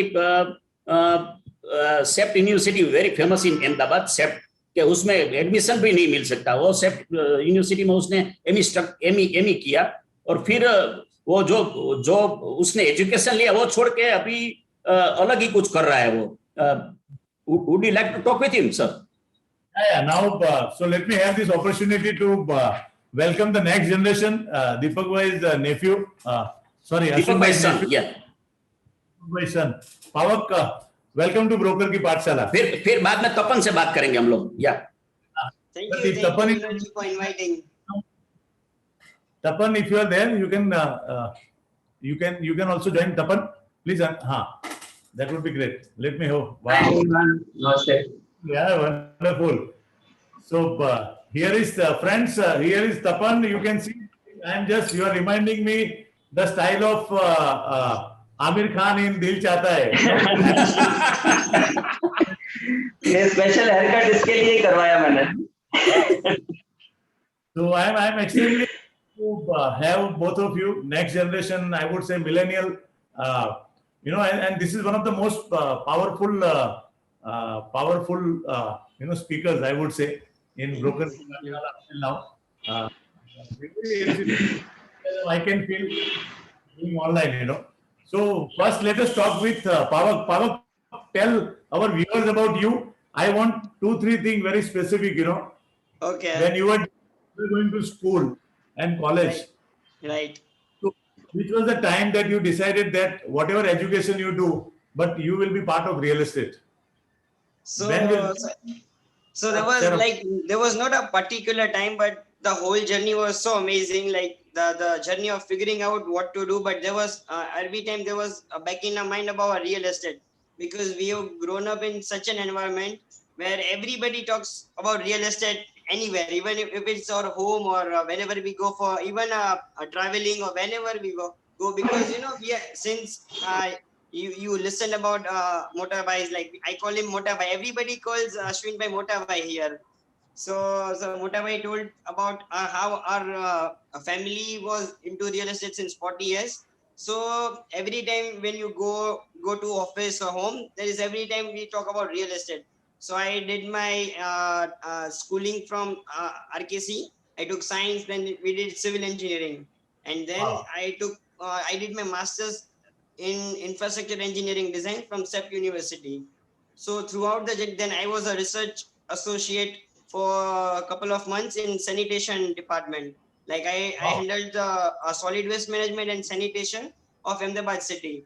And then I was figuring out what else I can do, what I'm good at it. So then we came up with this concept of co-working spaces. And since it is very close to real estate, I and my brother Tapan, so we did lot of R&D about the space which will be given to startups, and MNC, because of the pandemic, people are now shifting, and the big MNCs and all the startups are shifting to co-working spaces. So this is how the concept of co-working space and the merge of real estate happened to me. Excellent. So I must compliment, for being so enthusiastic, and you are still. I can feel that you have a lot of things going in your mind. ये भी करना है, ये भी करना है. Huh? Yes, sir. So Great. even, Compliment. so even So what is the name? I own a media agency. So it is called Pakka Media. So we do digital marketing and graphic designing as well. So mostly of all the restaurants in Rajkot is handled, all the Instagram and Facebook page is handled by me and my team. So we are into digital marketing, graphic designing, then we are into co-working spaces, then we have a real estate firm, then Nest Service Apartment. So basically we want to not set free, and we want to try everything. And because all the credit and the credit goes to our parents for allowing us to do this, because like telling this you can do this, but not even just allowing, but also supporting in all our ventures, whether it's a media agency venture or a co-working venture or whatever it is. So every time they have showed faith, they have showed belief, and moreover they have supported us in all the ventures, and that is why all the success and whatever happens, I give credit to all our parents.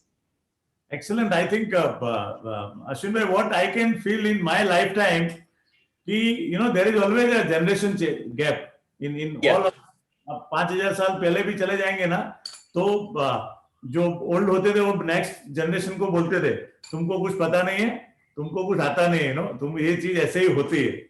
But I think this is the first time I am seeing in the history कि next generation, we are dependent on the next generation if we want to move forward, क्योंकि इतना fast change हो रहा है, specially technology, it is changing everything. और आपको और मुझे बहुत सारी चीजें मालूम नहीं है. We don't have alternate. हमको नेक्स्ट जनरेशन को जाके पूछना पड़ता है, भाई अभी ये आगे कैसे होगा. Becoming a torch bearer for us, and this is happening first. They are not our son, they are our friends. 18 साल का वो हो गया दोनों लोग, फिर हमने अब बोल दिया you are not now our son, you are our friends. And वो कोई भी बात हो सर, वो हमारे साथ शेयर करते, कोई भी बात हो, तपन हो या पावक हो, कोई भी वरद हो, अमित का सन अभी अहमदाबाद में है, वो कोई भी बात हो मेरे साथ दीपक के सब लोग शेयर करते हैं, कुछ भी. Don't worry, I'm not going to ask about your girlfriend, but which is the year you want to enter as a developer now in Rajkot? The first project of our estate agency. So you are civil engineer, so you become a developer one fine day. So basically, sir, what I am believing is like rather than developing a building, a residential or commercial, since we have a very good grip upon the service apartment as well as co-working spaces, so what we'll be doing is that we'll be expanding in that arena. Because as sir, you would be knowing that the rise of co-working spaces and the rise of even the service apartments will be booming in next decade. So I can give you a clue. If you want to become a developer, there is another space which is going to be the hot cake for another next 5 years down the line in India. It's going to be a weekend homes with rental income. Correct. Yeah. So there are a lot of property across the India, especially Goa is famous for there in India. Goa is leading actually. Now a lot of projects are coming in Lonavala, for example, very close to Mumbai, Alibag. So what happens? You should have at least a project of 15 to 20 acres where you can create a good facility like a 5-star resort, and people can come weekend home, they can stay there for themselves.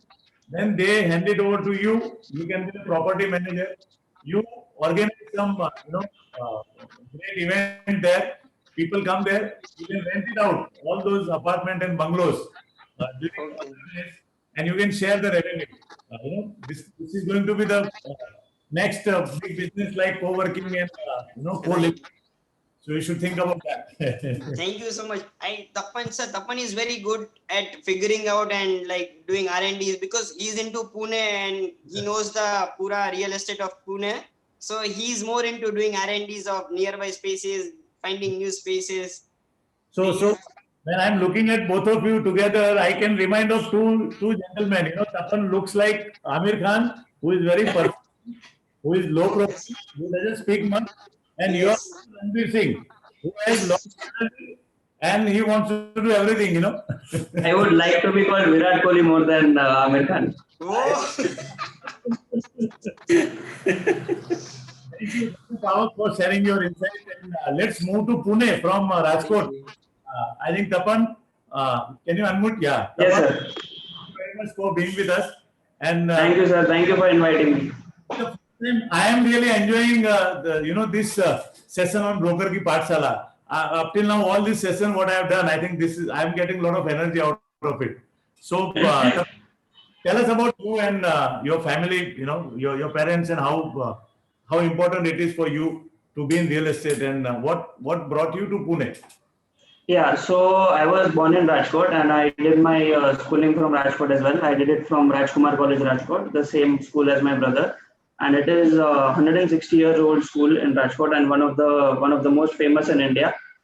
So I did my schooling from there. I played lots of cricket. So I've always been a cricketer. I love cricket. So that was there when I used to study in school. And then for bachelor's, I selected Pune. So there were a lot of reasons for me selecting Pune because my grandfather loved Pune as a city.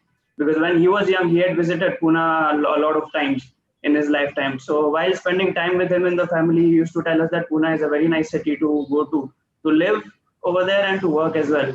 So that was one of the reasons. And then I came to Pune. I discovered Symbiosis as a university. I did my bachelor's in Symbiosis. I did my BBA from Symbiosis. And then I played cricket in Pune also at a lot of different teams and a lot of places. Then when I was in my third year, I didn't want to study anymore because I'm not a very good at academics. But then I just discovered a course in London, which was of Masters in Real Estate Development.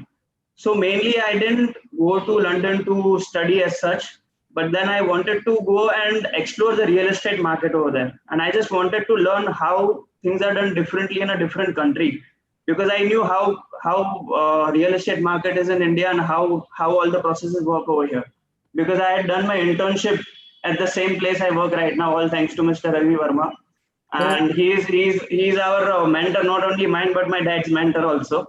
So I got the opportunity of working in this company as an intern in 2017. Oh, so God. that was my real introduction to the university, to this industry. So I think, Tapan, you're extremely fortunate, I'm telling you. Yes, that's right.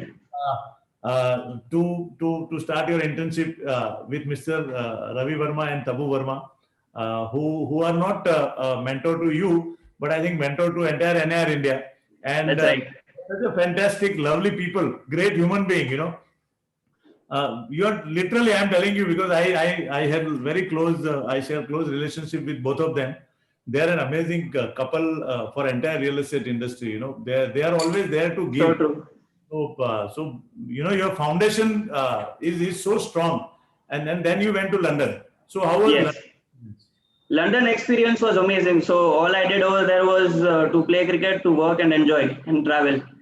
Those were the only three things which I did over there. So I was privileged to practice at Lord's cricket ground, which is the mecca of cricket. So that was one of the best points of me studying in London.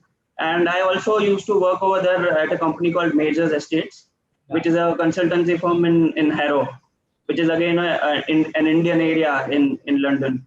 So I used to do a lot of things in that company also. So it helped me in starting new things in this firm when I started working. So I brought a lot of new marketing techniques that we could apply to our firm in Pune.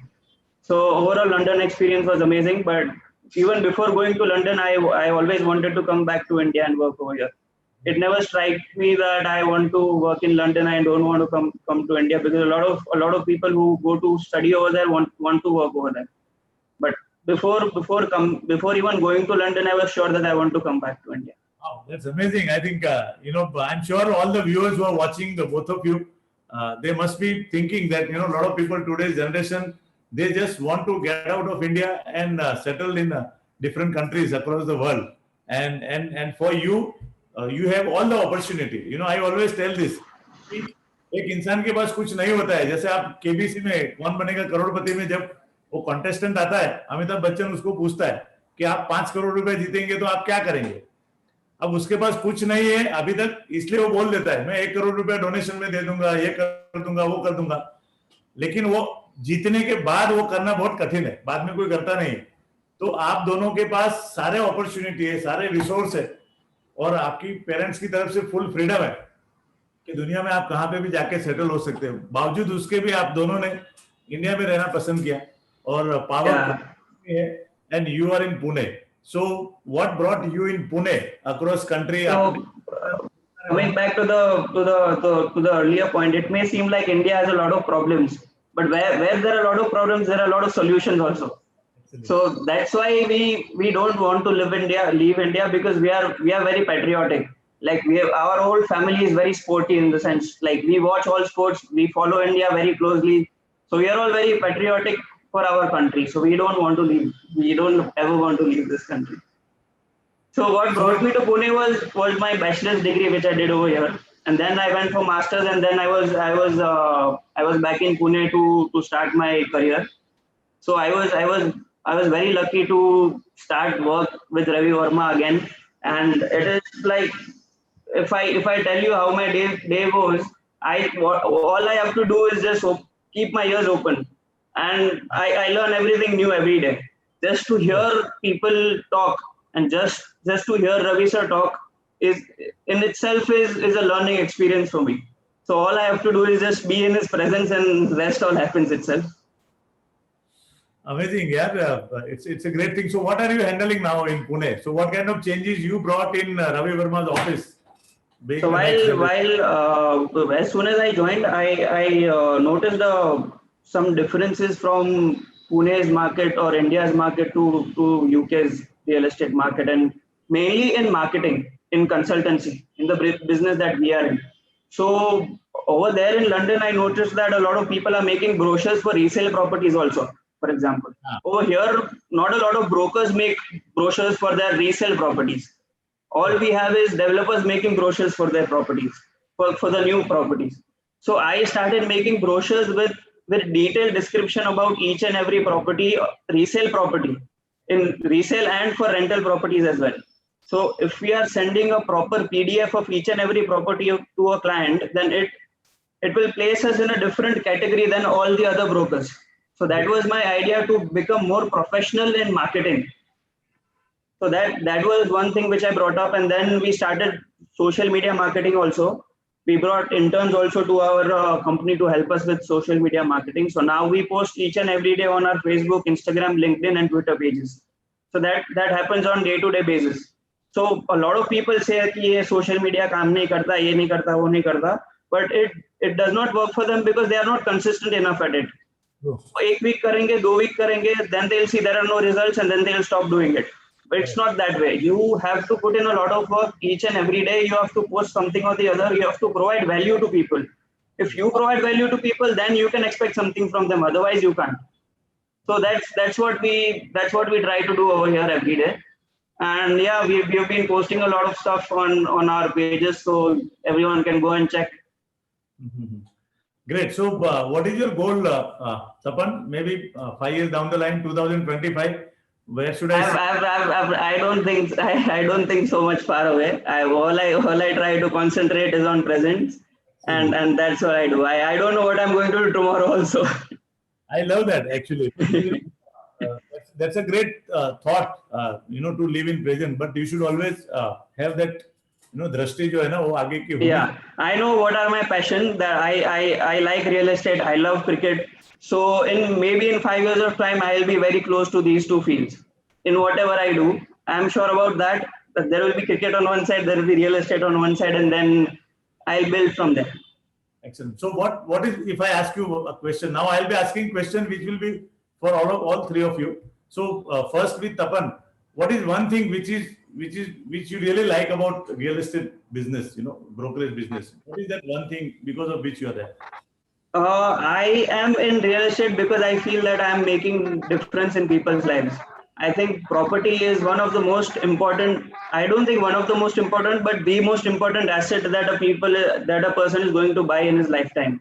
And the kind of work that people have to put in to buy a home is not comparable to anything else. It requires a lot of money. It requires a lot of sweat. So that is the most important asset in life. So to have that feeling कि you are helping someone to get their home, to get the most important asset of their life. That is the thing that satisfies me the most. Yes, sir. Pavak, what would you like to say on that?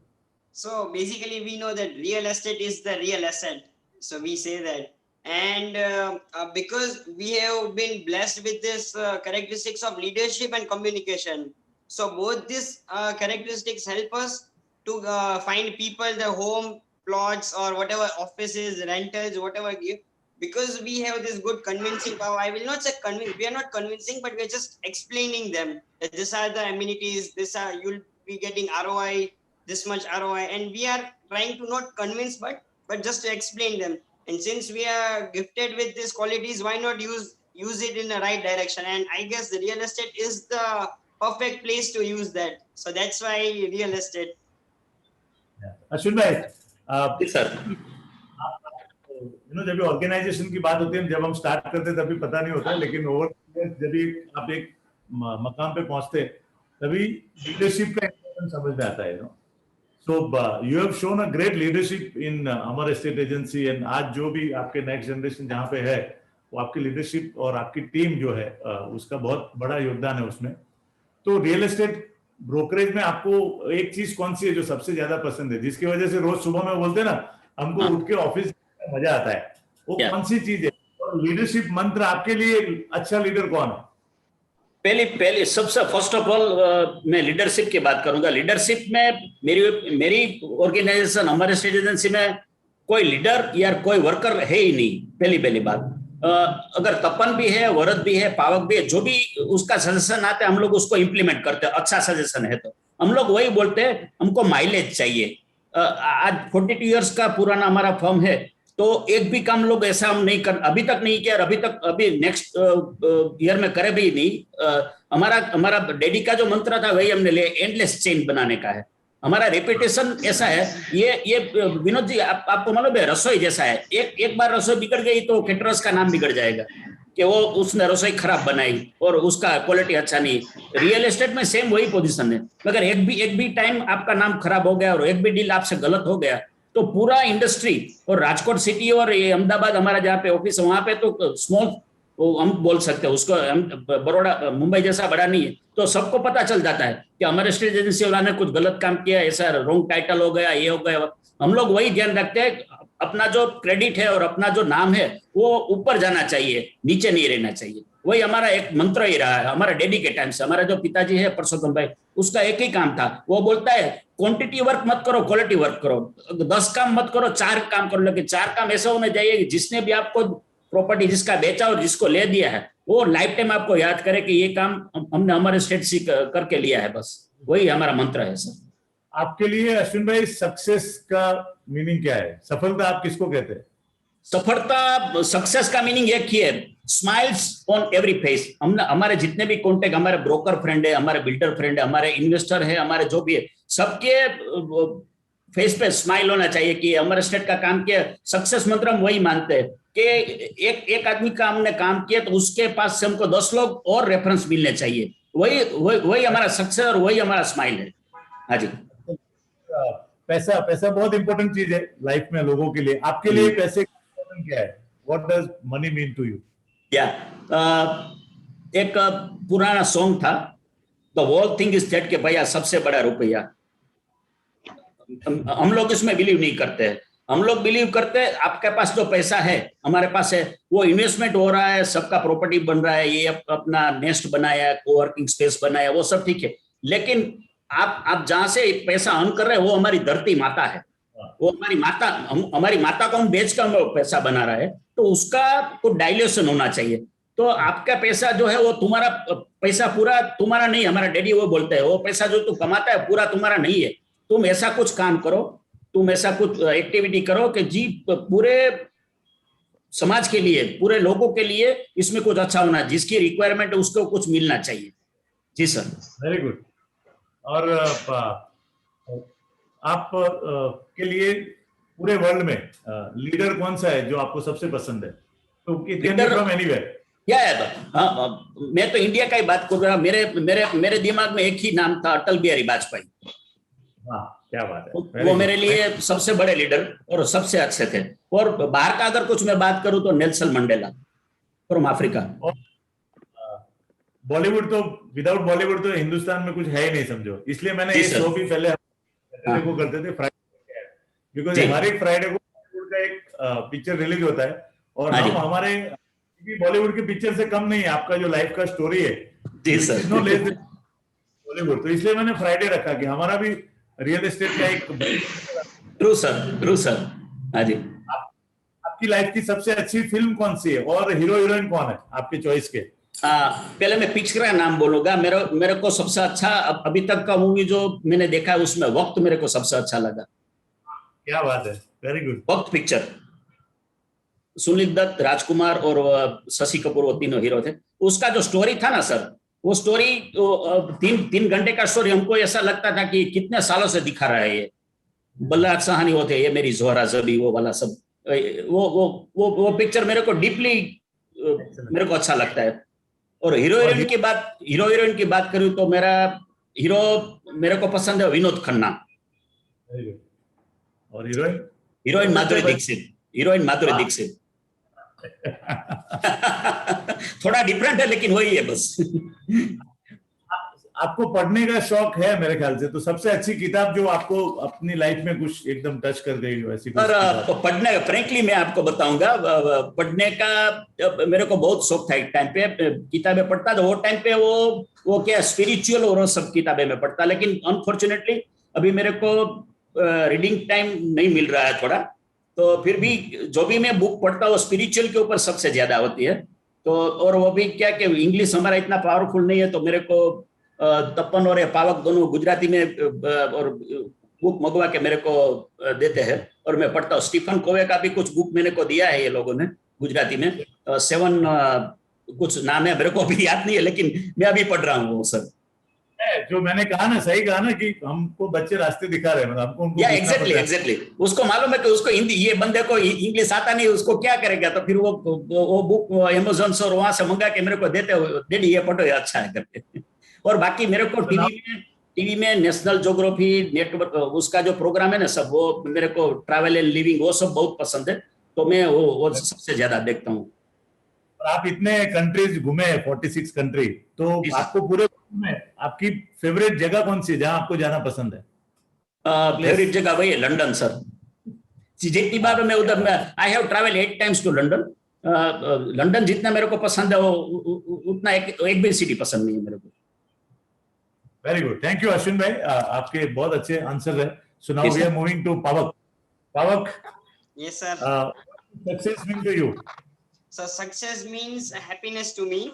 So whatever we do, however the successful we are, but if we are not happy, then it doesn't matter. So success is happiness to me.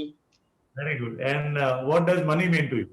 So money is definitely very important asset and a very important part of the life, but it is not the only thing. The money should be there. So it's kind of a fuel, but it's not a car.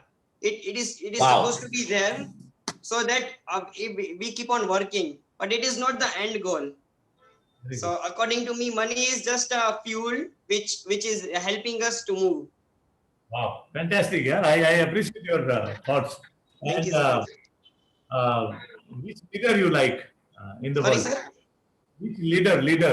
Leader, for now, it's Narendra Modi for sure. I mean, the way he speaks, his body language, his vision, his energy, his never-ending love for India, and the amount of work he's putting in, he is just amazing, and I strongly admire him. Super. And Bollywood, which movie you like? So Bollywood, there are various movies, but one which we all cousins and everybody likes is Once Upon a Time in Mumbai. Wow. And because it has so many dialogues, we are so big fan of Bollywood and all the heroic stuff, and the way Sultan Mirza and all the everybody says the dialogue. Amit Amit Uncle's son Bharat, he's also like very diehard fan of Bollywood. So we love Once Upon a Time in movie because it has endless dialogues. No conversation is there, and there are only dialogues. Very good, very good. I love that observation, yeah. And who is your favorite hero? You guessed it right, sir. It's Ranveer Singh. Yeah, Tatar. Heroine? Deepika, for sure. Of course. Deepika Padukone. It is very good. And how Yeah. how passionate you are about reading? You read? Reading generally, any- I am consuming video content more than reading, and audiobooks as well. So I admire Gary Vaynerchuk. He's the entrepreneur and he is owning a Vayner company. And Tapan only suggested me about Gary V. So you see a lot of stuff, lot of YouTube videos and audiobooks about Gary Vaynerchuk. So audiobooks, and I consume video content than reading. And what about Facebook? Which is your favorite Insta, Facebook, LinkedIn? So for now, I guess it's Instagram is trending. But since I particularly own a media agency, so I see a lot of potential in LinkedIn as well, because there is a lot of organic reach when it comes to LinkedIn. So Facebook, Instagram, LinkedIn, each and every platform has its own benefits. But yeah, LinkedIn is surely going to be the next Facebook for now. And Netflix or Prime? On Amazon Prime? Netflix. Netflix. Yes. Okay, I'm not going to your favorite serial. Anyway, and so what do you see in future for real estate? What do you So see on future? for now, even I'm like figuring out, since I'm trying new innovative things, like you all suggested me with this kind of luxurious resort thing. So I'll be doing R&D in that. I'll speak to Tapan, I'll speak to Mota Papa, I'll speak to Dad, and I'll try to find something new, not the mainstream thing, but something new which is connected to real estate. Absolutely. Thank you, Pavak, for your excellent response and the kind of answer you gave. So now we are coming to Tapan, the Virat Kohli. So, tell us, what does success mean to you? I think success is all about making people happy and making them satisfied with whatever we are doing. Like if we are not making them happy, then it doesn't make any sense to do it anyway. So yeah. Money? Sorry. What does money? Yes, sir. Money for me is all about giving it back and putting it back to the community. It's not about only earning, because it is I think it is in our family's blood to give back. It is started from my pardada, not even my grandfather, of giving it back to the society. So we have this rule in our family that whatever money we earn, 10% should always go to charity and donations. So me and my brother and all of us have continued that tradition, and I think money is all about giving it back. Excellent. And you know, whatever it's a natural natural thing in the world, in the universe. So whatever you give will come back to you. So if I give you smile, you are going to smile me, correct? Give a smile to me. So if you have that habit of giving, and giving actually is the most important thing if somebody want to be happy. Giving gives you a lot of happiness. The moment your hand is like this, it is good. But when you're putting like this, you have a strength. आप हाथ ऐसे ज्यादा नहीं लग सकते हो, आपका हाथ पकड़ लेगा, क्योंकि वो तकलीफ है। लेने की कोशिश करता है ना जो आदमी, वो हमेशा तकलीफ में जीता है। जो देने के उस स्वभाव में रहता है, वो बहुत खुश होता है। You said it very good, yeah. Excellent. Thank you, sir. Bollywood? I don't watch a lot of movies, but my favorite movies are again all based on cricket. MS Dhoni, The Untold Story is one of my favorite movies. Even my brother's favorite movie, then Sachin Tendulkar's biography was also our favorite movie. And I like Three Idiots also. Very good. Yeah, I can see that. You know, both these characters are almost same. Only thing is the difference between Amir Khan and Virat Kohli. That guy is too much extrovert, you know. Great. So what about leadership? Which leader you like in the world? One of our the all-time favorite leader is MS Dhoni. The style of his is the best in the world. Like he's the most successful captain ever. But it doesn't mean that I don't like Kohli's leadership also. They are two very different people and they lead very differently. So a lesson over there is that you have to be yourself first before you become a leader. If you are not yourself, if Dhoni would have tried to become Kohli in his leadership, or Kohli tries to become Dhoni in his leadership, then it won't work. Kohli is very aggressive player while Dhoni is very calm. If each other tries to become someone else, then it can't work. So I think Dhoni would be number one for me. Excellent. I think you are really into cricket, boss. I think you are thinking everything. Yeah. Everything will be context will be explained through cricket only. Really admire your passion about the cricket, and that's how one should have in life, So, which is the favorite place for you? London, no doubt about it. London and also New York. So I got the opportunity of going to New York through my London's university. So I was there for four or 5 days. But New York really impressed me. It is like Mumbai of India. Like it is so fast. And London is very different from New York also, because London is like always New York is like always on the move. You always have to keep working over there. You always have to run. It's just like Mumbai. So it only 5 days of living in New York inspired me a lot. Excellent. And what is your favorite book? So again, like my brother, I mostly listen to podcasts more than reading. So the benefit of listening to podcasts is that you can do something else also while doing it. So you can iron your clothes while listening to a podcast, or you can make your food while listening to a podcast. So mostly we listen to podcasts. And one of my favorite books is Sell It Like Sirhant, which is Ryan Sirhant is one of the world's leading brokerage firm in New York. Like he sells around $1 billion of real estate in New York only. He has a team of around 80 brokers with him, and he works in New York and other cities around it. And I would recommend everyone, people who are working in sales, not only in real estate, to read that book. It is known as Sell It Like Sirhant. Sell It Like Sirhant, Serhant. Very good. Thank you for sharing that. I'm sure this is going to help a lot of viewer out there. So, so I want to ask both of you this final question, youngster. In today's world, technology has really, made a huge difference in the society. And I always listen to the people, especially of my generation. यार mobile इसने technology ने बच्चों को मतलब lonely बना दिया है. They don't have that conversation with human. So you guys are actually doing it, correct? So how you are doing it all depends on that. So what do you think? ये future में another 5 years down the line, जिस तरीके से life में इतने सारे changes आ रहे हैं, टेक्नोलॉजी के ऊपर एक नया कुछ लेके आ रही है, तो जो इनोवेशन है, ह्यूमन इनोवेशन, वो आदमी के पास वक्त ही नहीं है कि अपने साथ बिताए, कुछ नया सोचे बैठ के अकेला, या किसी के साथ इंटरेक्शन करे. What kind of world you two are looking moving forward, and what kind of changes those technologies going to bring in real estate brokerage business?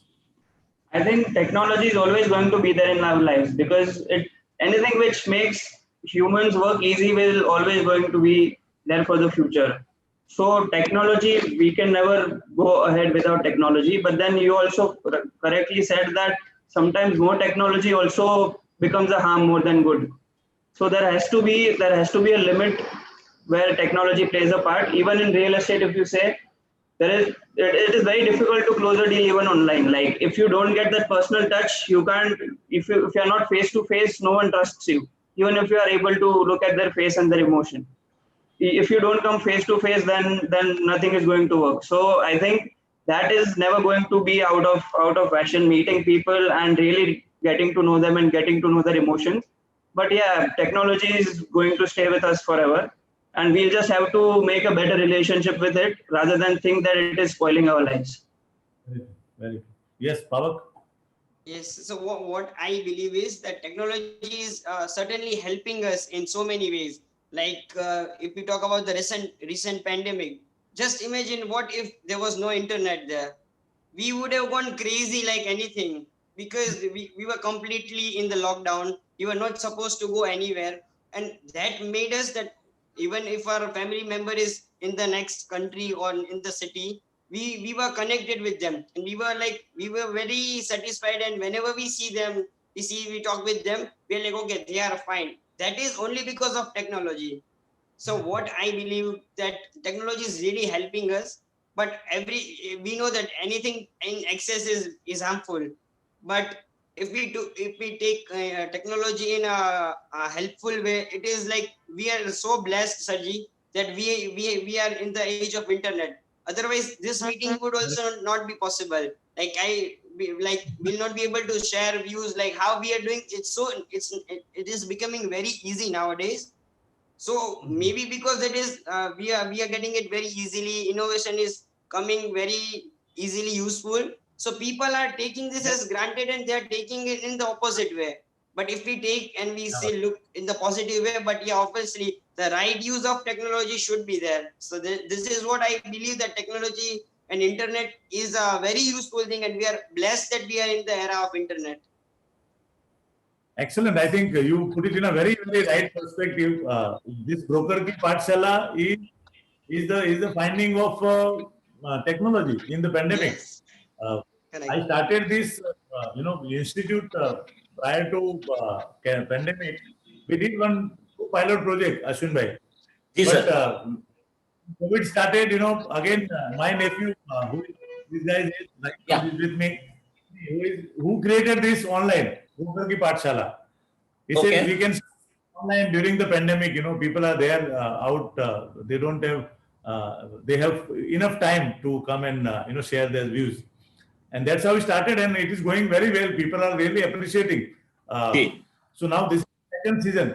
And though businesses have started, people are going to office. But then again, thanks to technology, कि आप Facebook live करने के बाद आपको जब भी time है तभी आप देख सकते हैं. Oh yes. And then I see that within 2-3 days, the viewers are crossing 1,000, Yeah. which is amazing. So yes, technology आप अपने ऊपर है, आप उसको कैसे use करते हो. How you use I it? think, Yeah. thank you, Tapan and Pavak. I really enjoyed this conversation with both of you. Thank you so much, sir. Thank you so much. That means a lot. Final word from Ashwin bhai and all three of you. Ashwin bhai, your views in future of real estate and your message to young generation, next generation. Yeah. जब तक जहां है, जब तक जान है, तब तक रियल एस्टेट है. ये जो रियल एस्टेट हमारा बिजनेस है ना, वो कनेक्टेड टू एवरी पीपल. कोई भी छोटा आदमी हो या बड़ा आदमी, रियल एस्टेट जब तक ये प्लेनेट है हमारा पृथ्वी, तब तक रियल एस्टेट है. आप अपना काम कीजिए, ईमानदारी से कीजिए, और अपना ग्रुप बनाइए, और जो भी काम करो वो ईमानदारी से काम करो और आगे बढ़ो, बस, और कुछ नहीं है. और पूरा हमारा NAR और पूरा हमारा इंडिया का जो भी लोग, हमारे बाहर के लोग जो भी हमारे फ्रेंड्स देख रहे हैं, उसको यही मैसेज है, खुश रहो, खुशहाल रहो, आनंद में रहो, बस, और कुछ नहीं. Yes, sir. Thank you. Yes, Tapan, final word from you. Yeah, so final words for people of my age and people who are more younger or more elder to me is that real estate is such a field that it doesn't only keep you in this field. You can explore so many things in that. As my brother rightly said, we are doing so many things together. I'm also following cricket. It allows me to do that. I also do CrossFit in the morning, so it allows me to do that. It's not like if you are into real estate, then the whole day you'll have to spend doing that only. So it allows you to pursue your different passions also. And it is one of the best fields because you meet new people every day. Like if you love people, then this is the best thing to do in life. You meet new people, you make new friends, and those friends will last till the lifetime. So you are working and you are earning money at the same time. You are making new friends also. Excellent. Yeah, very good insight. Yes, Pavak. Yes. So what I believe is, because we are into the real estate and we are in the broker field, I want to motivate all the youngsters, because maybe they're saying that there is not our field and it's all going online and it's not. But I want to tell them is, humans buy from humans whom they like and Yes. trust. Wow. So building relationship with them and getting to know them, that is very important. And real estate is the tangible thing, you know, buying commodities, investing in commodities, we don't get it. Like if you buy gold, if you buy stock market, we don't get to see them or get the feel. But if we are buying a real estate, we are actually buying the tangible thing, and which is like the human feel it gets to it. So real estate is forever. And because in this field we tend to meet so many people, like so many people who are like more knowledgeable than us. And because in real estate there will be no any people who are like talking rubbish. There will be someone who will be very knowledgeable with experience, so we'll be getting to learn every day from somebody. So this is what I tell all youngsters to be part of real estate, because it's a very amazing field and you get to learn every day from somebody. I would just like to add one more thing. I've heard this from Ravi sir, that the best investment in the world is land, because the God doesn't make it anymore. Very good. Yeah, true. Great. Tapan, Pawak and Ashwin bhai. Yes, It was sir. really, interacting with मुझे ऐसा लग रहा है मैं राजकोट में बैठा और जिस तरीके का आपका पूरा फैमिली जो कल्चर है फैमिली का, इसकी वजह से एकदम स्ट्रॉन्ग फाउंडेशन आपके बिजनेस के अंदर रखा है. And I'm ji, sir. sure your company is in a safest hand. Next generation is really very sincere and very innovative. We will Yes, take sir. this to next level. On behalf of Broker Ki Pathshala, we would like to present a certificate of appreciation. Please accept it. Thank you so much. Thank you, sir. Thank you, Vinod ji. Just a moment. Wait. I'll just put the certificate. So, Broker Ki Pathshala, an initiative by Square Feet Foundation, the certificate of appreciation, express our gratitude to Mr. Ashwin Unadkar, founder, Amar Estate Agency, Rajkot, for his gracious presence and significant contribution in making Broker Ki Pathshala a great success. Pleased to sponsor 100 meals under Annapurna Foundation, which will provide food for the underprivileged. Please accept this. This is and team of Broker Ki Pathshala and all the viewers, all the brokers across the country who are listening to this program. And before we close this, let me present everyone about the next Friday, the next blockbuster on Broker Ki Pathshala Season 2, Session 7. We are going to have a conversation with a mentor, a speaker, a traveler, a leader, and a great coach, and a great banker. Mr. Ram Prasad Padi, CEO Mumbai Properties Consulting Private Limited from Mumbai. He is a man who is known as a technology man in entire India. So please don't forget to log in on next Friday, 7 Season 2, Broker Ki Pathshala at 5 p.m. Thank you very much once again, Tapan and Thank you so much. Thank you. Thank you so much, sir. Vinod sir, for giving us lovely opportunity, sir. Yes. Yes, yes. Anybody, anything you would like to say? So just I want to thank you for the initiative, that because of this videos, I have also been following all the videos previously as well. So it gives us the background of the person, the journey, since how we listened about the Ashwin bhai. So because we knew, but so many people will be inspired by this. So next speaker also is a great man. So what happens is we get so much to learn from them by not going anywhere, just opening our phone and like as you said, at our conveniency. And I would also like to thank our parents, like Ashwin bhai, my father Deepak bhai, because I believe that they're great leaders. The quality of great leader is leaders create leaders. So what happens is, since they are great leaders, they have created other leaders, and then the leaders will be creating other leaders, like how Dhoni created Kohli. So it's a great Yes. sign that leaders create leaders. So I would like to thank my family, like on behalf of me, Tapan, Varad, all the young generation, that they have allowed us to do anything.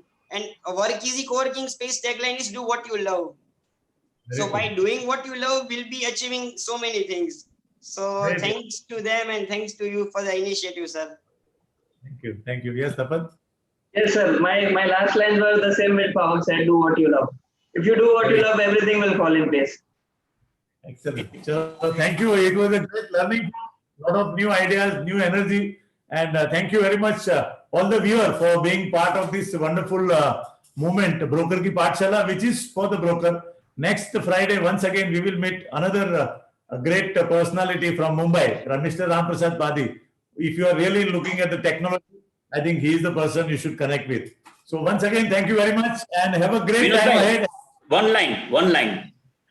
Yes, sir. एहसान मेरे दिल पे तुम्हारा है दोस्तों, ये दिल तुम्हारे प्यार का मारा है दोस्तों. धन्यवाद. Thank you. Thank you. Thank you.